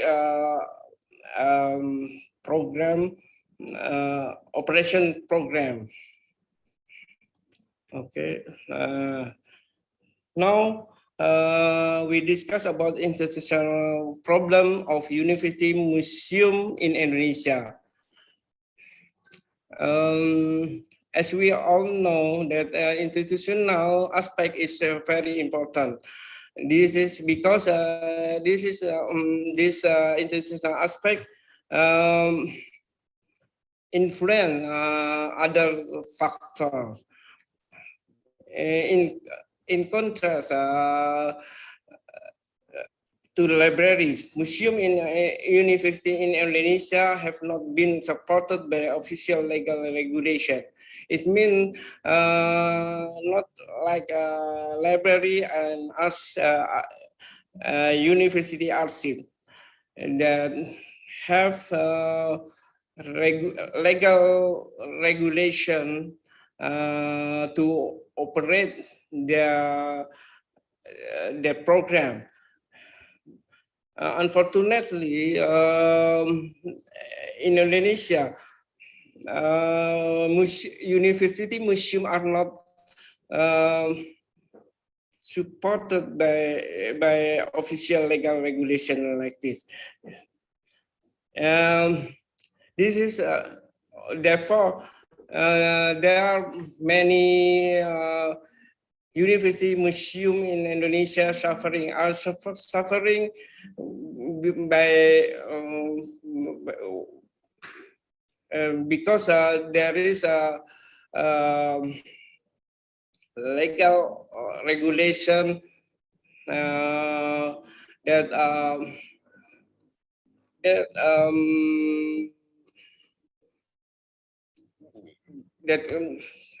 legal regulation, and university also, because there are not legal regulation, university cannot have a university museum to run the operation, and then many university museum in Indonesia must be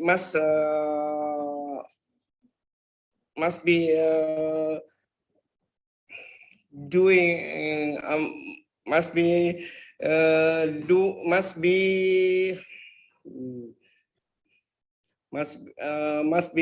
survive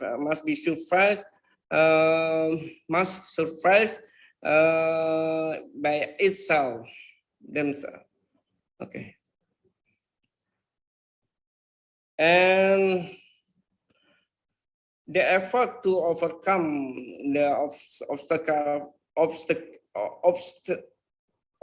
obstacles faced by the museum university by manager university, usually they strive to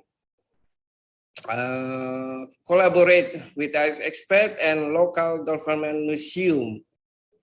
And this is a condition must be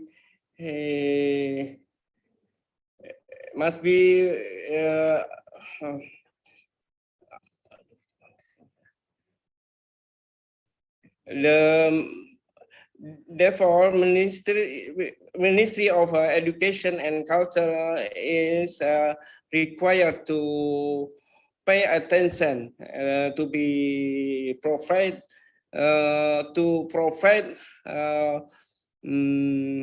legal regulation to be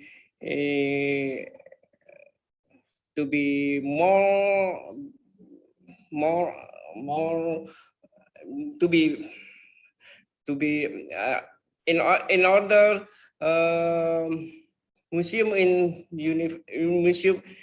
university museum in Indonesia become better and better. Okay.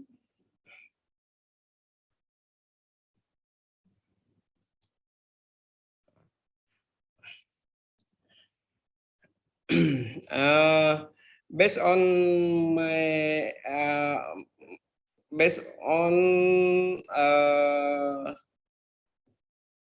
research finding, the type of university museum based on ownership, there are two types of museum university. The first one is university museum. The characteristic of a university museum is the collection reflect a record of university journey and development, and visitors are the general community, and the purpose of the visitor tend to be to get general information, entertainment, and pleasure. And the second type of university museum based on ownership is faculty or study program museum. Okay. In terms of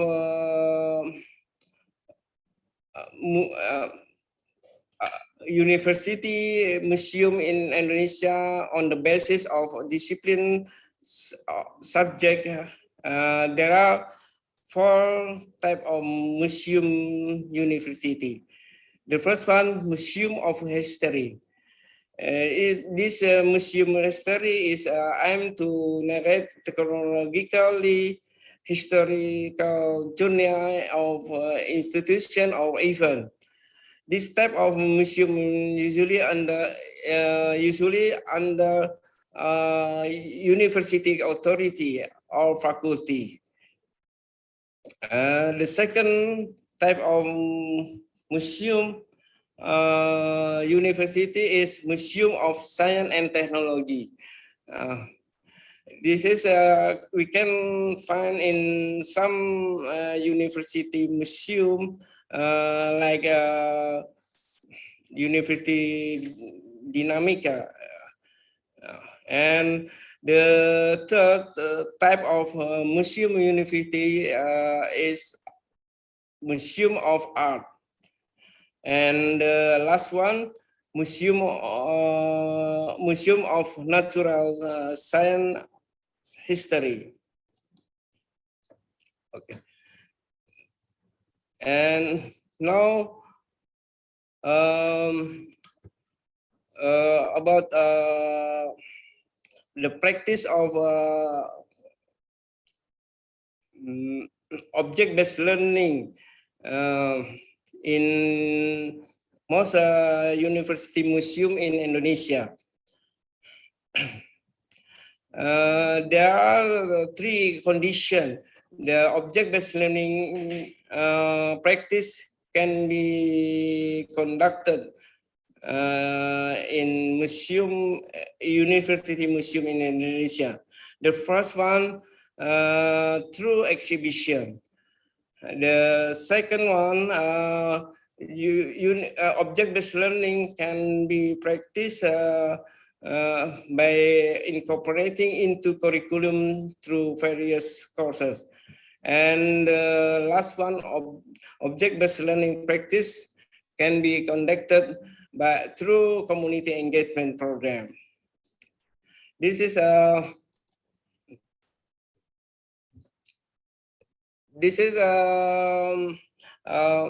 object-based learning learning practice through exhibition. This exhibition usually display various primary source materials such as historical document, artifact, replica, artwork, and other material for purpose of education, research, and enjoyment. Object-based learning practice through exhibition encourage visitors to independently explore and interpret objects from diverse perspectives. And object-based learning practice through exhibition can also be accompanied by guide such as educator, docent, and curator.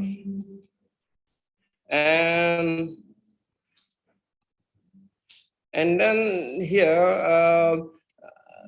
object-based learning can be conducted by incorporating into curriculum.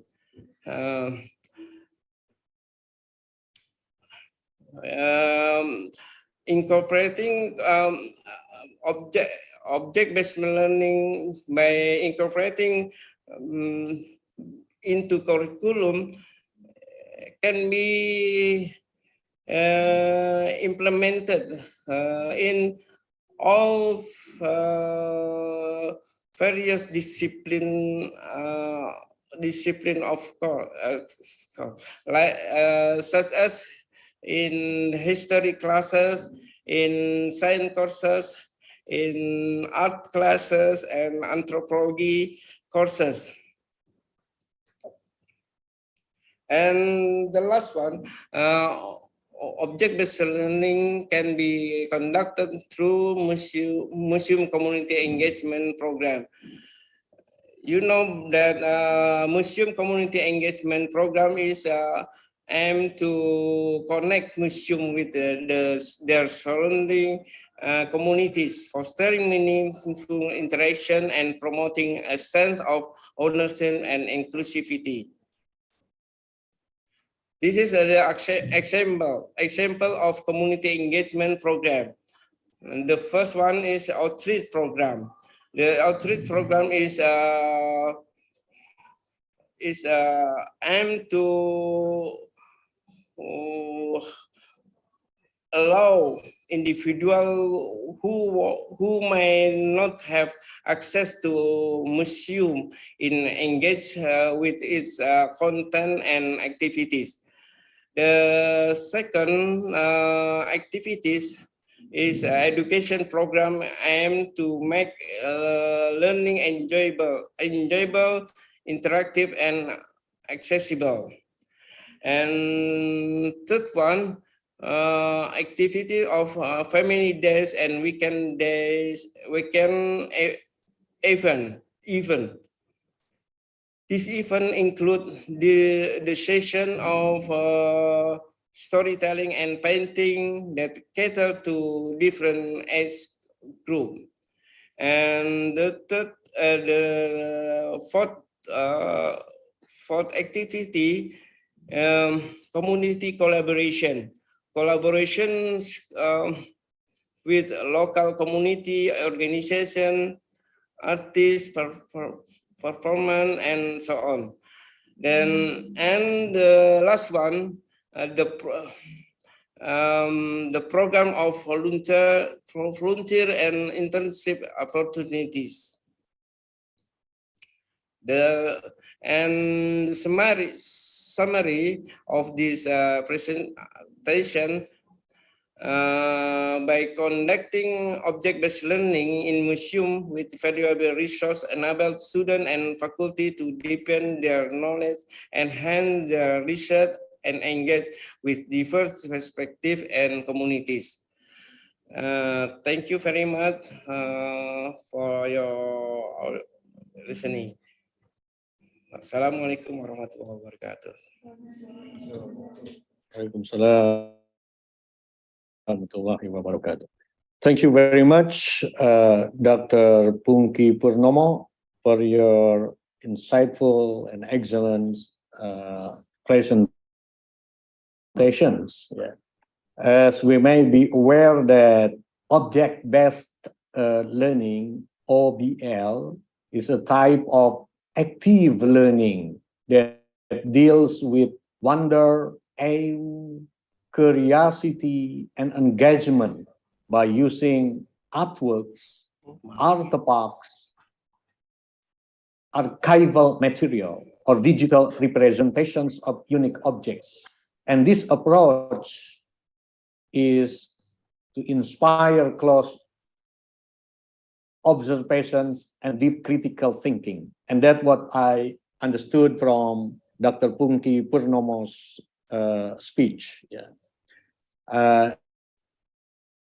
Next, Pak Pungki concluded that the implementations of the object-based learning in museums that he studied at some universities in Indonesia in connection to the valuable sources of the museums, indeed, yeah, help enable academia to deepen knowledge as well to enhance their academic visions with a deeper and critical perspective and communication. And he was saying that in doing so, it also has some problems, yeah, especially to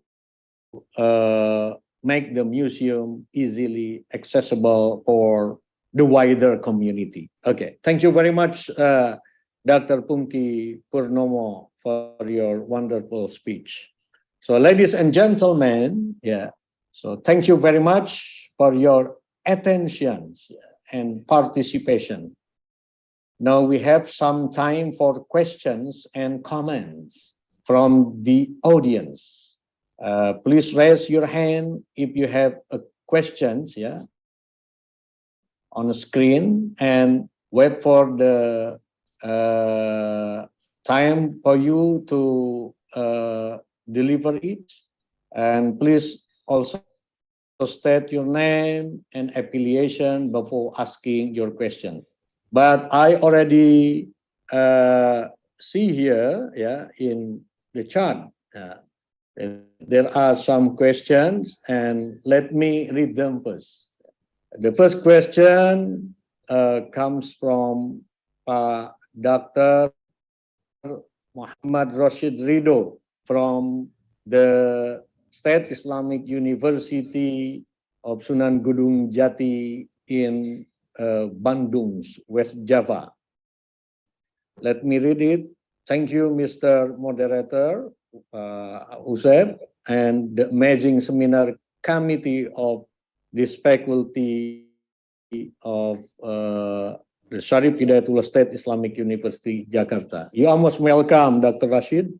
I have a question to Professor Kanjanajuntorn as follows. Professor Kanjanajuntorn, glad to hear from you and allusions about training skill. My question is, based on your most current experience, what the skills do we need more urgent for a feasible museum to function in this digital age? So, Professor Kanjanajuntorn, yeah. Do you want me to read another question addressed to you, or the first question first? Yes, I think I should address the first question first. Okay. I think it is difficult to, yes, I already type in, but I'd like to share with other audience as well. And Ajahn Udomlock or Ajahn Siriporn could add to the questions as well. I think it is difficult to be specific as to what is the skills that we need urgently. And I think with we listen to all the papers, and we know that museums are not the place where we have a lot of money, so we are short of funding, and what I think we have to be realistic about the situation, and digital can be I think we should look at technology as a tool, not as something that will make us, or we have to keep up with the high technology or anything. So I think as long as we have clear purpose of having the museum, I think that is the main thing. And digital it can be useful and very handy when you want to reach out more people. But at the same time, you have to understand your audience as well. You have to understand their behavior as to how they acquire knowledge. And if they're going to so many museums online, and but the lack in understanding is how people acquire knowledge about museum or history or archaeology or some other knowledge. Would they go into museum for the start? And as I said, it's difficult to be more specific as to which skill is more urgent. But I would say that technological skill or computer skill is not more important than skill of understand the objects, or to extract information from the objects. That I think for the museum is more important than to make museum more fancy with all kind of technology. Yes, and if you could read the second question for me, please. Yes, thank you very much. Let me read the second question from Mr. Ahmad Farhan. Yeah. What skill we need urgently? It's probably difficult to be specific, but I believe that we can start from what we can do best and explore what available and possible. Digital skills are not more important than content creation. So, what do you think about that, Professor? Oh, and this is from you, I think. Sorry, sorry, sorry. This is from you. Let me read another question from this one. This one. Thank you, Mr. Moderator. You are most welcome. I have a question to Professor Kanjanajuntorn as follows. What are the similarities and differences between traditional museums and digital museums from the physical aspect, the spatial aspect, the servers aspect, and other aspects? And how about the digital museum preservation system of cultural property heritage in digital media? So I would like to invite Professor Kanjanajuntorn to respond to this question of Mr. Ahmad Farhan. Yes, and it's a big question, and look as if we could do another panel to discuss about this. And what's the differences between the traditional museum and the digital museum? I think it's the differences. We could see that the physical. I think nowadays museums, especially after the COVID-19, and museums have used digital technologies more to reach out to their audience. And however, digital museums cannot replace the actual museum, the physical museums, I believe. But on the other hand, certain institutions, they don't have collection as objects, but they have certain things like they have like archives, they have photographs, they have certain materials which can exhibit online. I think we do that. I think digital museums and actual museums are, we shouldn't really make comparison between them, but I think we should say what the purpose of the museum and what messages museums would like to deliver to their audience. And I would say the same as my previous answer, that technology is a tool for museum, not as the, we have to use the tool and we have to know where and when and how to use them wisely, not only for the sake of using the museum, using technology. And we use the presentation that I did, it was about database, which digital will help us to record the several thousand of objects and rely on our memories, or we cannot, we need particular programs to handle the massive data. And that is when technology comes in, and then it would be very helpful, and it would be very helpful. It would make our lives easier, but don't bring in technology if they make your life more difficult and you cannot adjust to it. And that's why before you get into software program, you have to know what you wanted.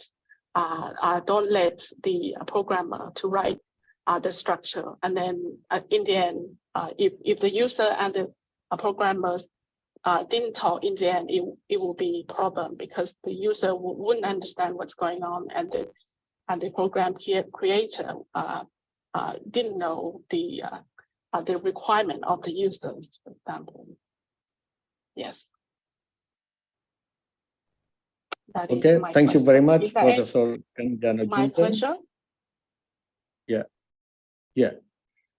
The next question would be from Divya. Yeah, Miss Divya. She is a student of the Syarif Hidayatullah State Islamic University in Jakarta. She is asking, are Thammasat is the Thammasat University planning to build a museum, or the university already had the building? Yes, I can answer your question. I think yes, and maybe later. Okay, so the Thammasat University presenting how they managed to successfully done the project. Thank you very much. Maybe I think let me clarify what she wanted to ask. What is actually a key success of the Thammasat Museum University, Thammasat Museum of Anthropology? Yeah. So perhaps I would like to invite Dr. Udomlock and Dr. Siriporn Srisinurai to answer these questions. Thank you. First of all, I would like to clarify. Can you hear me well? Yeah. Yeah. Thank you for your questions. I think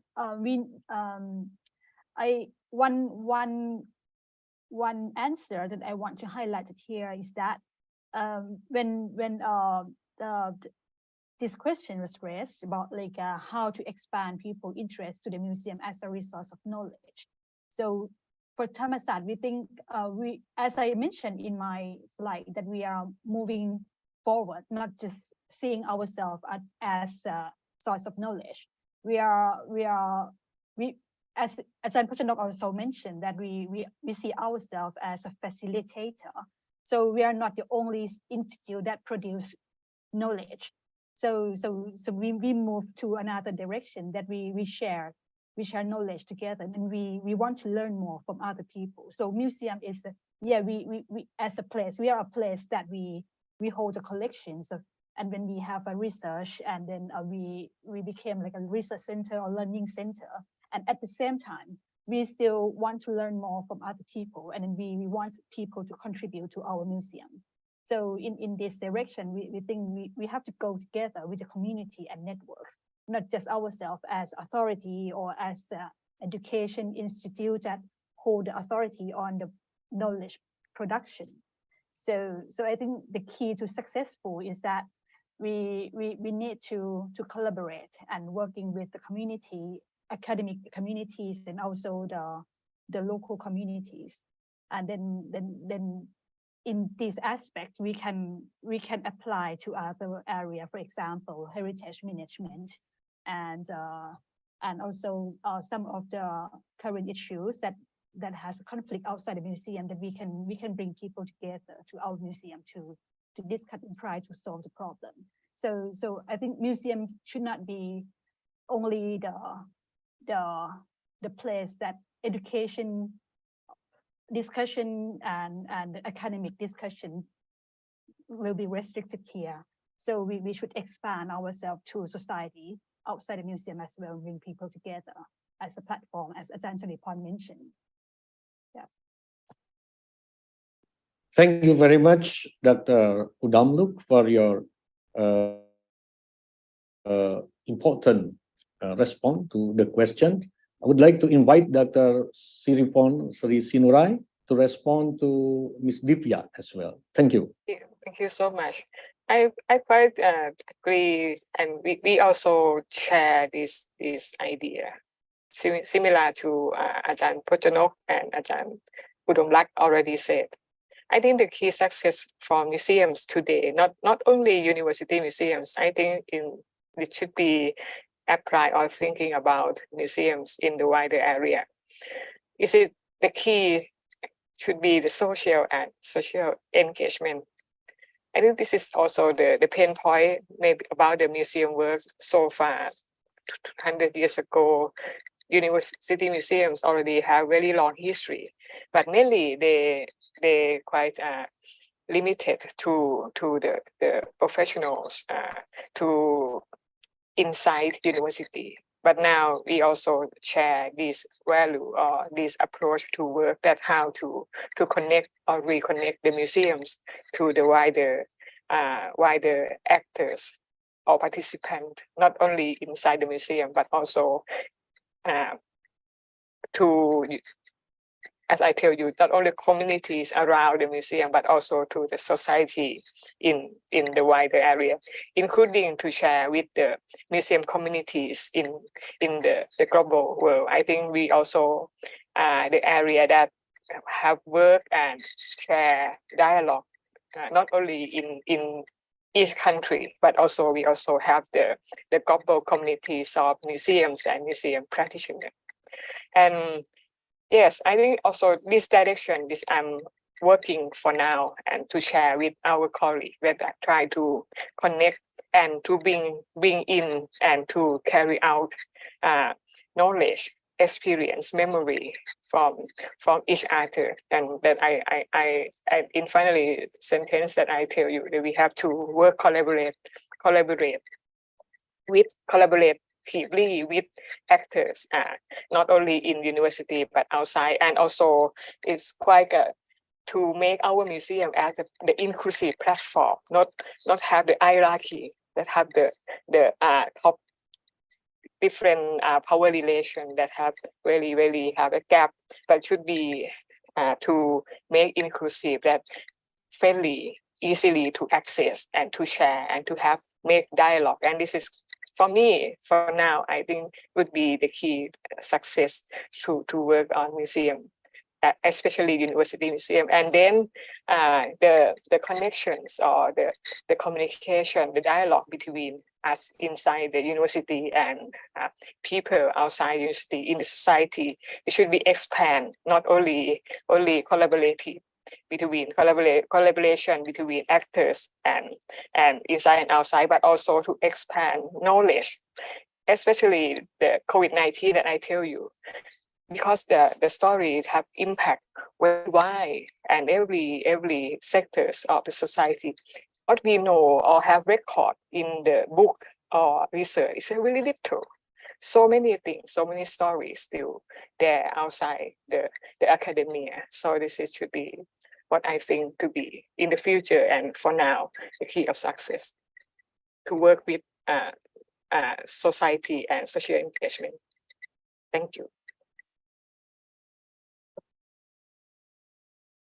Very much, Dr. Siriporn Srisinurai, for your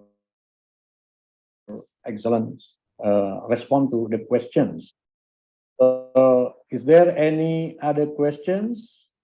Ibu Umi Kulsum or Ibu Wina, do you want to raise some questions to our panelists? Yeah, we have actually 7 minutes left. Okay. Is there any? There is a question in the chat box. Oh, I see. Okay, Yes. I'll read it. From Yasmin. From Yasmin. Okay. Yes, from Okay. Yasmin. Thank you very much, Professor Kanjanajuntorn. Let me read. My name is Yasmin. Maybe Yasmin is Arabic, yeah. Yasmin, a student from the Syarif Hidayatullah State Islamic University. I would like to ask, what are the potential benefits that a university can generate when successfully integrating artifacts into teaching and research in the social sciences and humanities? So perhaps this question is for all the panelists, maybe, yeah. And let's consider it as concluding remarks of our panelists today. Maybe we start from Dr. Udomlock, and then Dr. Siriporn, and Professor Podjanok, and Dr. Pungki. Please, I would like to invite first Dr. Udomlock to respond to this question. Thank you. I think this question is it gives me to try to reflect myself. What is the benefits of my teaching? I mean, in the curriculum on heritage and archaeology and museum studies as well. So, what is the benefits of this learning and teaching artifacts? I think it's go back to my museum's motto: seeing things, understanding people. Apart from our academic discussion, and then we teach students about the academic discussion and what's the theory, what's the practice in the academic field. When we teaching and working with students in our museum, I think this raises the question for the student to think deeply about objects.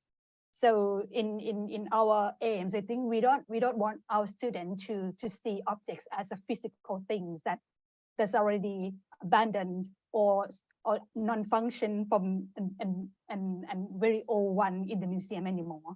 So we try to encourage students as much as they can to try to think about linking these objects to something outside the museum building, outside the museum context. So I think the benefits of this is that when our students graduate from our course, we hope to see that students they can see objects and then can explain that more than the physical things. They can see the connection between relationship between people's memories, and sometimes it's political movement. So it can be linked to anything in the contemporary issues.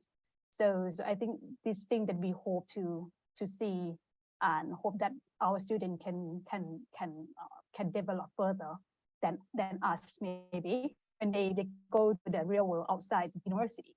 So that's my question. Hope this is answer. Thank you. Thank you very much, Dr. Udomlock, for your remarkable response to the questions. And I would like to invite Dr. Siriporn to respond to this question and also the concluding remarks of your speech. Yeah. Thank you so much, Professor Usep. I think these questions can answer as I already have replied to the former question, but I would like to say in different way, not only connect to outside university or mentions about society. I would like to come back to my class, different from the both professor who teach in the course that have focused on museum and heritage study, ancient history, archaeologists. I'm teaching sociology, describe contemporary issue, but I also suggest every class of mine to the museums, our museum, and separate as different exhibitions. Sometimes they see exhibitions about that you have seen, seeing things, understanding people, sometimes to primate and me, sometimes to object of resistance. Also different issue, but what they reflect or what I have heard from our students, that would be to answer the questions of these questions. They say that they learn a lot, and more than that, what they learn, that should be the same message that we learn in the classroom. I think because I'm quite interested in museum study, museum have some kind of special thing or kind of magic that let our students closer to the story or the thing that they learn, and they're quite fun, they're quite inspiring, they're quite interesting, not boring. Only keep listening to our teacher or lecturer to lecture, but they have direct experience close to the object. But object, as we now in contemporary debate, we talk about the vibrant object or object agency. So object also have some kind of power, right, to connect with people. And museum also, as we have said about the sensory space, sensory time space, museum also have some kind of magic that let people who come in have learned or have catch not only information, but feeling, but have to learn value or have more interpretation or more dialogue with the museum exhibitions or the object in our museum.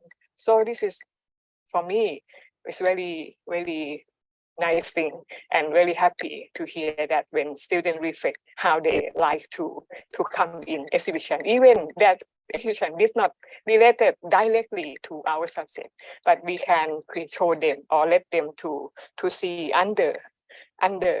understanding the thing that behind the scene, or even the social structure, even the social issue that behind the object. So this is, for me, it's very important and would be the remark for you or all us, that we also have a lot of things to do and to make our museum, our exhibitions have more meaningful and open, inclusive space for our students and our audience from outside the university as well.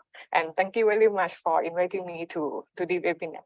I'm very, very happy and very delighted to share experience about our little exhibition with you today. Thank you so much. Okay. Thank you very much, Dr. Siriporn. I think all of your contributions to us, Dr. Udomlock, our panelists today, is not little, but big, very big, very huge, advantages, beneficial, especially for our millennial generations, and most of the participants are millennial, I think. And I would like to invite Professor Podjanok for responding to the question as well as for concluding remarks. The time is yours. Thank you. Thank you. To add to what Dr. Udomlock and Dr. Siriporn already said, museum is either object-based museum or story-based museum. Museum will bring in people from all sort of background. And I'm an archaeologist by training, and I was put in charge to the museum. And then I had to learn a lot and have to kind of self-taught, or the museum made me go out and talk to people with different specialities. And museum is something of a disciplinary subject. So museum is very broad, and it can benefit the university, benefit students, as you may hear that museums sometimes have been used to kind of the space for people to come to consultation or to relax or to acquire knowledge or to it's kind of meeting point between the present and the past as well. However, all the artifacts are in the hands of the present. So whatever we're going to do with it in the future is in our hands, and be creative and be positive and don't give up. And I think it's the key, that be creative, and museums requires all sort of skills, and you pick your best skills first, and I think move forward from then on. And museums will bring you to meet new friends and new people and interesting people and activities. Yes, that is from me, and I'm grateful to be in this panel. Thank you. Thank you very much, Professor Podjanok, for your highly important and magnificent response to the question. And also your concluding remarks. Let me go to Dr. Pungki Purnomo for responding to the question as well as for your concluding remark, please. Okay. I think the discussion of about museum, particularly university museum, is must be promoted more and more in order to enhance the awareness of campus community that museum is also important as the library. I think that's all. Thank you very much.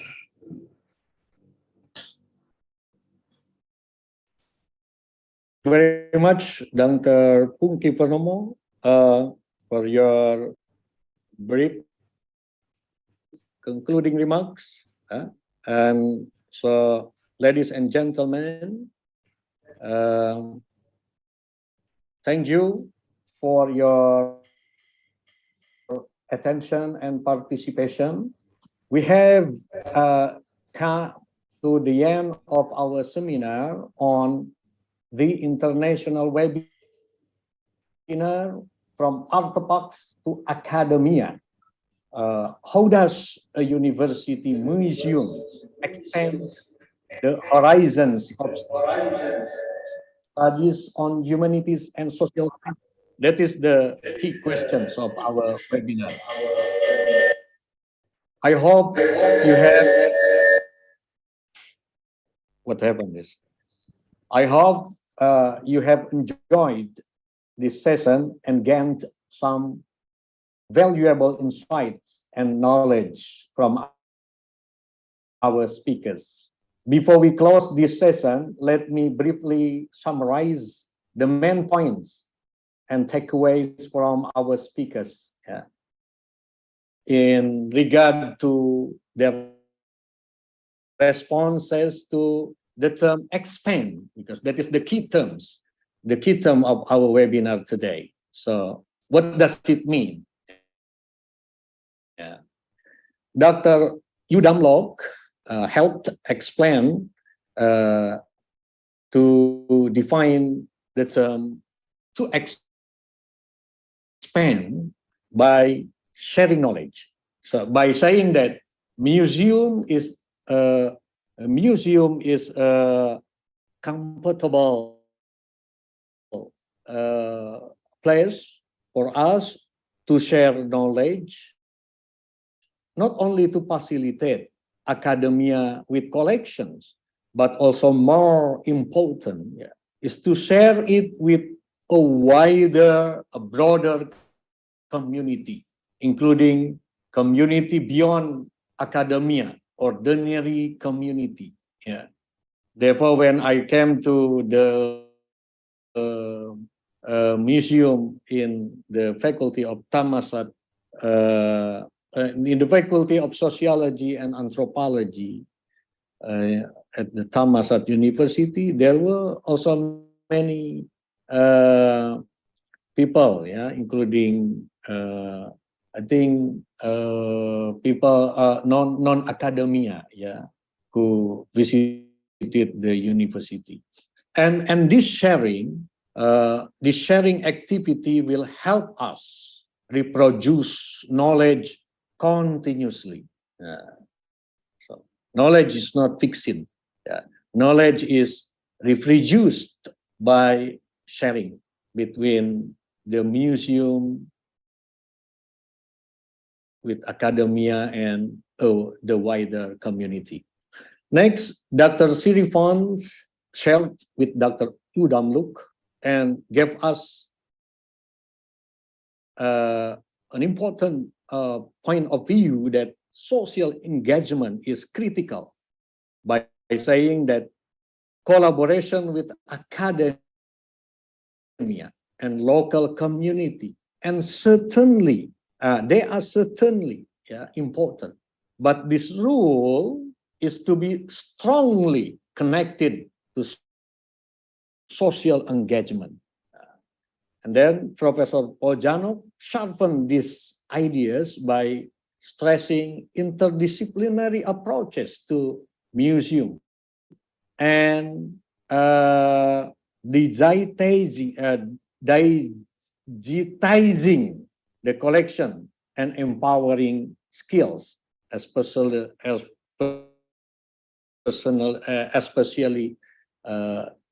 let's say a social skill. Yeah.